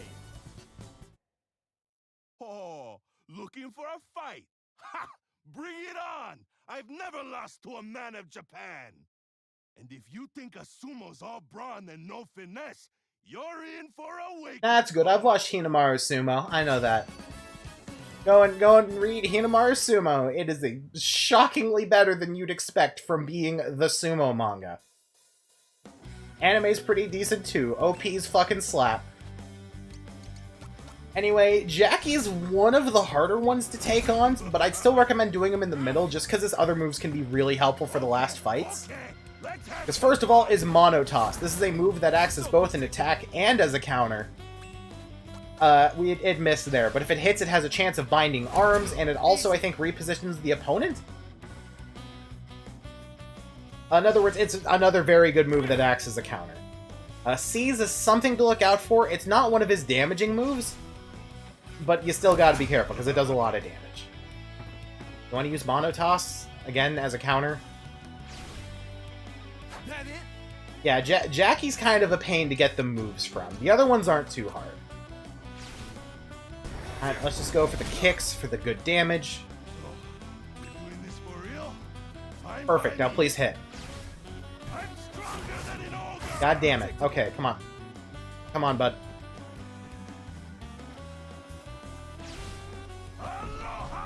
Oh, this is his other move. This is the Aloha Slap. This is a very good move. It acts as wind element, which makes it pretty good. It's an AoE that hits essentially 3 spaces in any direction. With the hits, like, you see how it works. I don't need to fucking describe it. Describing things is hard. Anyway, that means we just need to grind out the Mono Toss, which should be fine as long as I get hit with it soon. Your style. Which, come on, stop using your Aloha Slap. He'll use Aloha Slap more as he gets low on HP. So yeah, just be careful of that. In general, let me just use Focus here. I'm worried to use another kick move, because if I get too high of a damage roll, he's gonna die before I can get his move.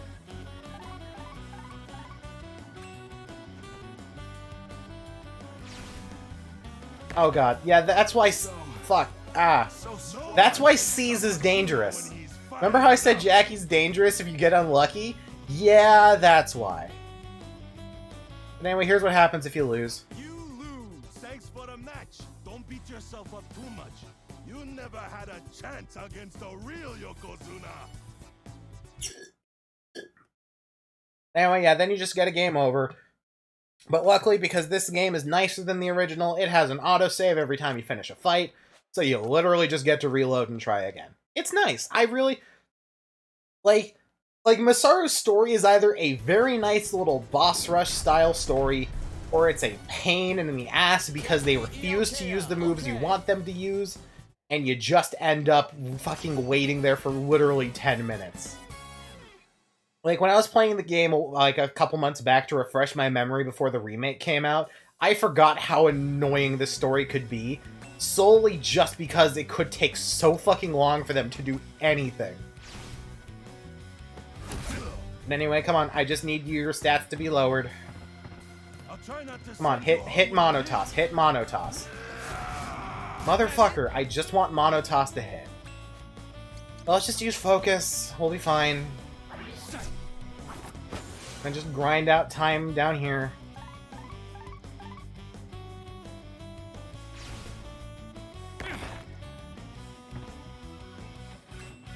Now let me stay at a diagonal to him, because I think that means he won't be able to use a low... No, he'll still be able to use a Aloha Slap. But he's high enough on HP, it's probably a bit unlikely. So predictable. I should probably be careful with my focuses, because if I'm not careful with my focuses, he's going to be so unlikely to hit me with Monotoss, and that's just going to be a pain in the ass. Let's use one more Fleet Foot. Perfect. Now use one of your moves. Oh, perfect. He's using it as a counter.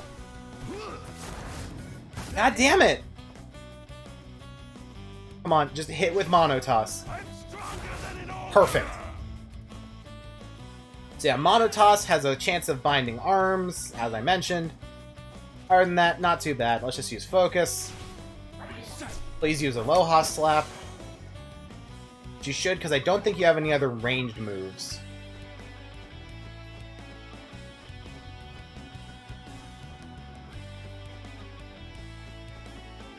Okay, so he won't use it unless you're right next to him, but whatever, we got lucky. Absolutely free, you're going to knock me back a space, and I'm going to go oof, ouch, owie. And then I'm going to literally kick you in the head. Okay, not quite done yet, but luckily Jackie is slow as hell. And there we go. How could I lose?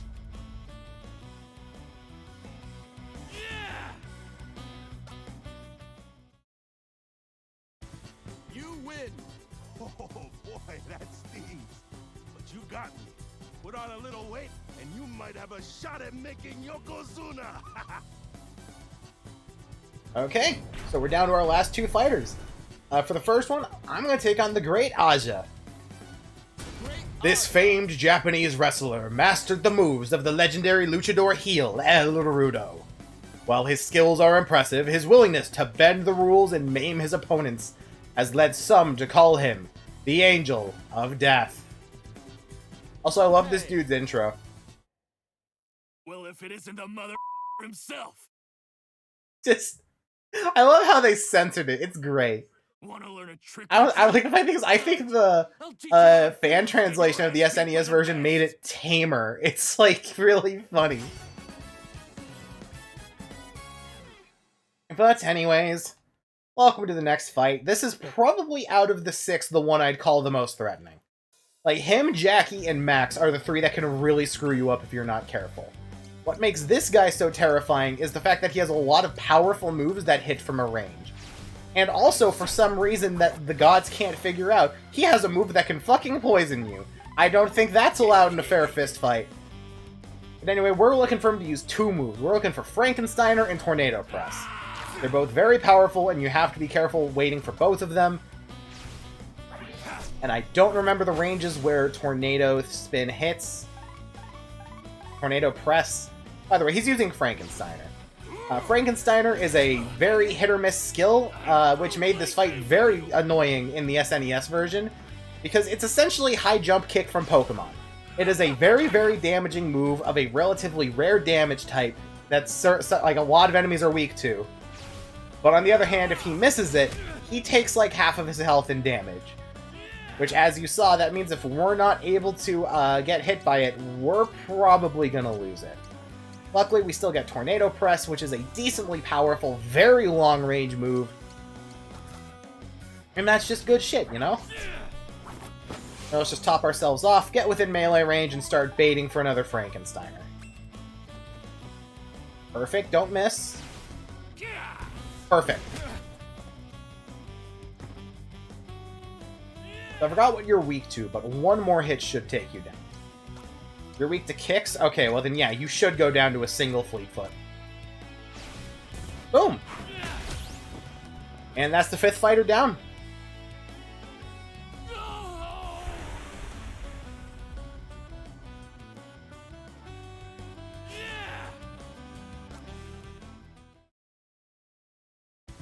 You win! Well, shit. Punk actually took me down. Which leaves us with our final martial artist, Tula Han. A Tatovarish of a great superpower, this Special Forces operator trained relentlessly in the art of assassination and hand-to-hand combat. He can render even the most powerful opponents helpless by striking at their joints and other weak points with deadly precision. Okay. So I saved this guy for last because I think his things are the least overall helpful. Because I've mentioned how good the counter moves are for Masaru, just because you're going to be getting up close and personal with so many enemies. Both of this guy's moves are counters, one of which is a counter with a chance to bind arms, and one of which is a counter with a chance to bind legs. That may sound very, very helpful, but on the other hand, there are so many other better counters to have earlier on that the small chance to bind, I think, is made up for by things like the fact that Look Panjama Kick does a lot of damage. The fact that Monotoss also has a chance of binding... Actually, doesn't have a chance of binding arms. I fucked that up. But still, like, there's so many better options. So now I'm just going to start by hitting this dude with Frankensteiner. That'll take off most of his health. I underestimated you. Now we get hit with Arm Lock. Another thing that makes this guy really not threatening at all and not worth fighting for a while... Like, I mean, I guess he's worth fighting as a first opponent. Is the fact that Focus removes bindings. It's just really weird to me. Like, this guy is just not a threat. Like, I'm pretty sure it gets rid of... Yeah, it gets rid of binds. Like, this dude is just not really a threat. So anyway, something you can do to help here is you can also use Arm Lock on him, I think. Because I'm pretty sure his other counters his other counter takes advantage of the legs. Luckily, both of his moves can be used as not counters, so it's not too big of a concern if you aren't able to hit it. But something you need to know. The 6th and final opponent you fight, you need to be careful. Because immediately after you get out of that fight, you will be going into the final boss. You won't have a chance to immediately refight, and in order to get the move, you'd have to redo the story mode. That is the one sucky thing about fighting this dude last, especially if he's not being nice to you like with this, but like I said, you'll still learn it later. It's not the end of the world if you don't get it now. Just use attacks that he resists, and hopefully he'll eventually use not Gut Punch. Hey, don't counter with Monotoss, Masaru? I mean, he didn't counter with that. Either way, so we missed one of the counters. That's not the end of the world. My techniques were not enough. Yeah, your techniques weren't enough, fam. But with that, we become the strongest fighter. You win! Even with my superior grappling technique, you outwitted me. Well done. But now we get to listen to the, intro to the final boss theme, essentially. This is a song you don't hear in Imperial China, and it may be one of my favorite songs to come out of the SNES ever, even with Megalomania. So let's just listen. After saving.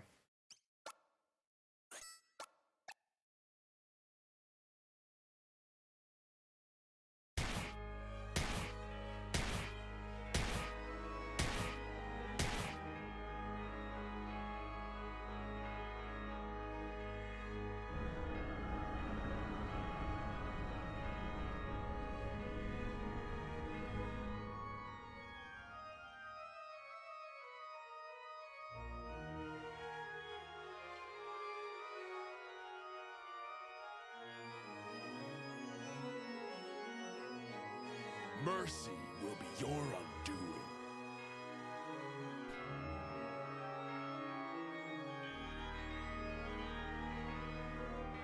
The so-called masters you defeated, whose techniques you made your own in your quest to become the very best. You left them alive, and so others were free to follow in your wake. I, on the other hand, ensured my victories were complete. Without exception. Namkiat, the naive brat. That gaudy luchador, the great Aja. Simple-minded Han. Jackie, still dreaming of a squandered youth. Max, who was never more than a mere showman. And of course, that doddering fraud Moribe. Each lay dead at my feet when I was finished. For true triumph is found only in death, in the extinguishing of a life and its legacy. You glory in nothing. And who am I, you ask? I am that which you yearn to become, the greatest warrior. Odie O'Bright!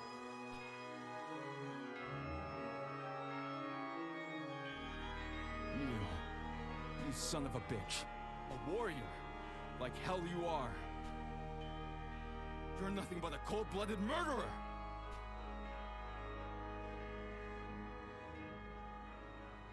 With Namkiat's speed, the great Aja's acrobatics, Han's guile, Jackie's strength, Max's determination, Moribe's wisdom, and with my own righteous fury, I will end you! So welcome to the final boss of the martial arts campaign already. We've literally only been doing this for 40 minutes. This is Odie O'Bright, the second of 8 final bosses. Or as I like to call him, fucking Sagat.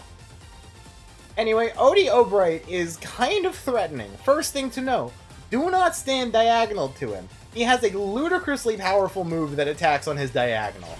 So you kind of want to stay directly to the side of him, and surprisingly, you want to stay close to him. You'd think you'd want to keep your distance, but he does have access to Bonebreaker, which is a move that turns you around and has a chance to do some pretty decent damage. So essentially what you want to do is you just want to go for your focus, hit him with Celestial Palm to try and debuff some of his stats.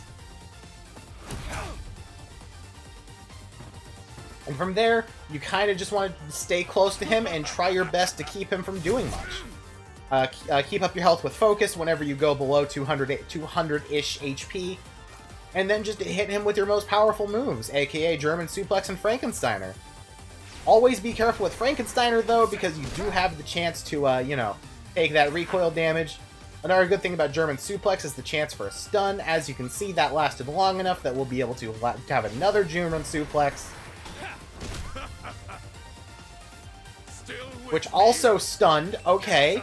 German Suplex is a very good move, guys. I've said this already. Yeah, so anyway, as you can see, he's charging up a move. When you see him charging, you want to use focus literally immediately if you have time. Because that means he's leading into his ultimate attack. The diving DDO. It does a lot of damage. Yeah, it has... Oh, that's bad. I think we lost. It lowers his stats afterwards, which means it isn't a guaranteed kill, but, yeah, as you can see, it does leave you in a very bad position if it hits. And unlike with the Kung Fu campaign, you don't have access to any items, so pretty much your only option for healing is focus, which luckily, as I've said, is insanely good. Focus is stupidly good. But, like, yeah, it's not great to deal with, especially because when he starts to get low into low on his HP, he'll start to use Diving DDO a lot, and that's just kind of threatening. Luckily, the stun chance isn't guaranteed. You always have the chance of your counters. Like most bosses in this game, he's not immune to status ailments. I don't think there are any bosses in this game immune to status ailments. Except for, like, a small handful of enemies. So for the most part, yeah, you just kind of want to keep up damage. You kind of want to keep him debuffed whenever his debuffs go down. You want to keep your focus up. You want to heal when you start to take some decent damage. Like, yeah, I get the feeling he's about to use another DDO. Yeah, he's prepping for another DDO. That was a good time for focus. If I didn't focus, I probably would have died there. Luckily, that'll boost my evasion a good amount. Hopefully he'll miss. No, he didn't, but luckily he won't stun. Fuck. Okay, that's bad. Luckily, we've still got our evasion and defense up from focus. Okay, good. He hit both of his moves, but it didn't kill. Yeah, we need to go for focus. This fight is very threatening, just because unlike a lot of other final bosses in this game, you only have access to a single party member. And this is one of those games where having a second party member is just, like, really, really helpful. Like, most of the rest of this fight is essentially going to be praying for diving DDO to miss, praying for it not to stun if it hits, and then spamming focus. Don't stun? Didn't stun. Perfect. Counter with arm lock? Perfect. Bind his arms. Not too bad. Perfect. That'll at the very least stop Reaper's Scythe, which unfortunately means I think that locks him into diving DDT. That's not fantastic. Oh no, he can still use Reaper Scythe with bound arms. That's right, because Reaper Scythe is a leg sweep. But the point is, just spam that focus. Like, pretty much this fight is a war of attrition that you will lose, and that's how you should treat it. Pretty much want to take any opportunity you have to buff yourself. Remember, there is no secondary, there is no secondary healing thing here. Like, you don't have any MP, you don't have any TP, your only resource is the moves you have access to. So don't be afraid to spam the shit out of focus. Like I said, there's a reason this is one of the best moves in the game. Alright, Reaper Scythe, that's gonna knock me back, but I'm still in range for a counter, maybe? Perfect, Monotaz is gonna do some good damage. Pushing him away one space kinda sucks. Like I said, you do want to stay in melee range because he'll be able to hit you with DDO regardless. And Reaper Scythe is one of his least threatening moves. So yeah, you want to take really good advantage of that. Let's see, we actually have really good HP here. Let's use this opportunity to go for a German suplex. That'll do another good 100-ish damage. Perfect, only need 2 more clean blows. Nice, it knocked him back in the rotation a bit. Because that's the thing, getting attacked does knock you back in the rotation a little bit. But just a little. Well, let's finish this.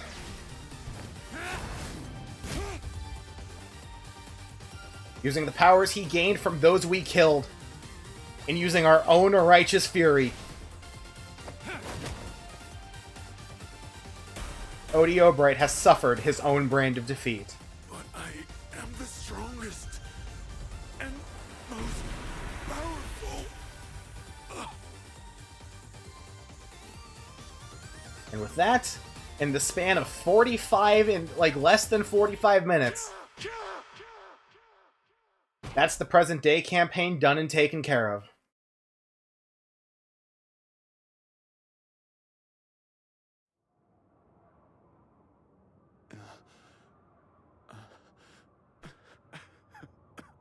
It's only just begun, boy.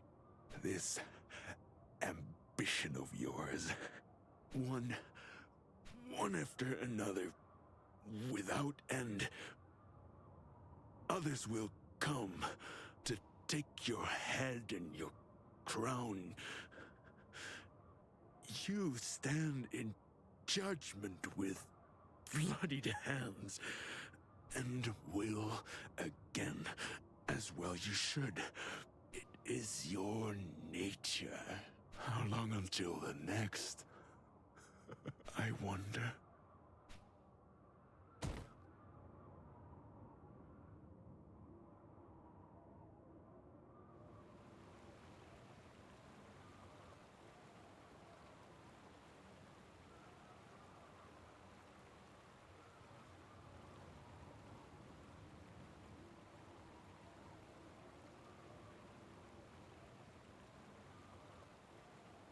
Masaru Takahara.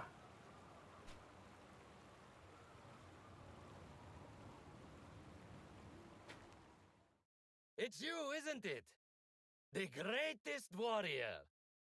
Which means that when I've beaten you, I'll be the best of the Oh best. no, it's Medic TF2.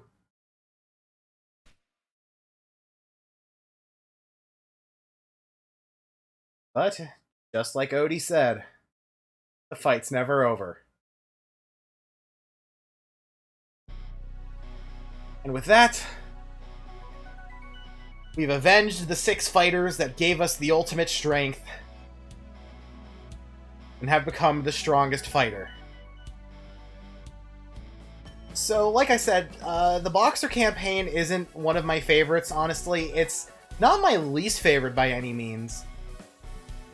Like, in general, it's it's one that I do really enjoy, but it's really flawed. Like, focus is a good skill, but, like, it's such a necessity from how quickly damage builds up in this game in either direction that, like, if you're unlucky with the moves and the hit rate, you're going to be spending half of the fight spamming focus over and over, like you saw with the Odie fight. On the other hand, the wide variety of these styles represented, the absolute pure love for martial art that comes from this. Like, every one of these fighters is based on some actual major fighter. Like, I'm pretty sure the Master of Sambo is based on a famous Russian MMA fighter. Jackie is based on a combination of a American pro wrestler combined with one of the first foreigners to ever reach the rank of Yokozuna in wrestling. Max Morgan, obviously, you can guess who he is. Nam Kyat is based off of a Thai Muay Thai practitioner. And Aja is based off of a Japanese masked heel wrestler inspired by Lucha Libre. Like, even if it's not the best, you really get the feeling that they wanted to have a fighter that really represented what was great about modern-day martial arts. No sci-fi bullshit, no wild shit, no superpowers. Just a man getting skill after skill in being powerful. And I absolutely have to respect that. And it's short enough that really at worst case scenario, even if you're going for every skill, you're probably not going to spend more than an hour and a half on this campaign. I had to redo a fight and was also letting dialogue play out and explaining things. And even then, I still beat it in 40 minutes. This is a short one. If you want to just pick up Live Alive and start with a nice fun story and then put it down for the night, I can't recommend Boxer enough. Yeah! But with that, we're the winner. And we have finished the second story of Live Alive. And that's not going to be the last one we finish. It's going to be the last one we finish today. And I'm going to be sending y'all over to either Votem for the VFGC Guilty Gear Strive tournament or on over to Serena if she started her stream. But yeah, we're nowhere near done yet. So I don't know when I'm going to stream this again. Maybe tomorrow? No, it's not going to be tomorrow, because tomorrow I'm doing shit with... Tomorrow is more Sonic Shuffle over on Aaron's channel, so get hyped for the scuff. It's going to be great. But yeah, in the next stream, I think I'm going to take on Wild West, and then either Near Future or Prehistory.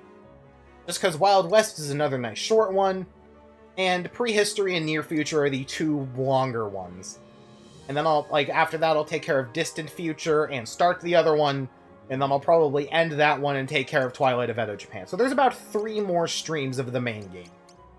And then we'll have probably one dedicated stream for the 8th story and the start of the final story, and then 1 to 2 streams of the final story. And I'm really looking forward to it. This remake has been fucking perfection so far. I don't think there's a single change that's I've noticed that's been bad, except for, getting rid of Max Morgan's mustache. Let him be copyright infringing, you cowards. Hulk Hogan would never sue anybody for stupid copyright reasons. Anyway, I'm gonna raid somebody. I hope y'all had a good time. I gotta walk over to my computer. It's gonna be a minute. Holy shit, I am so tired.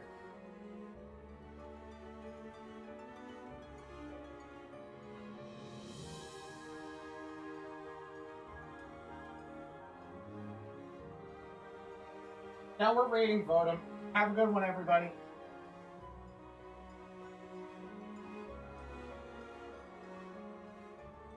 Hey, remember, if you like the stream and want to see more, then remember to follow, please. I want number go up, please. Number go up good.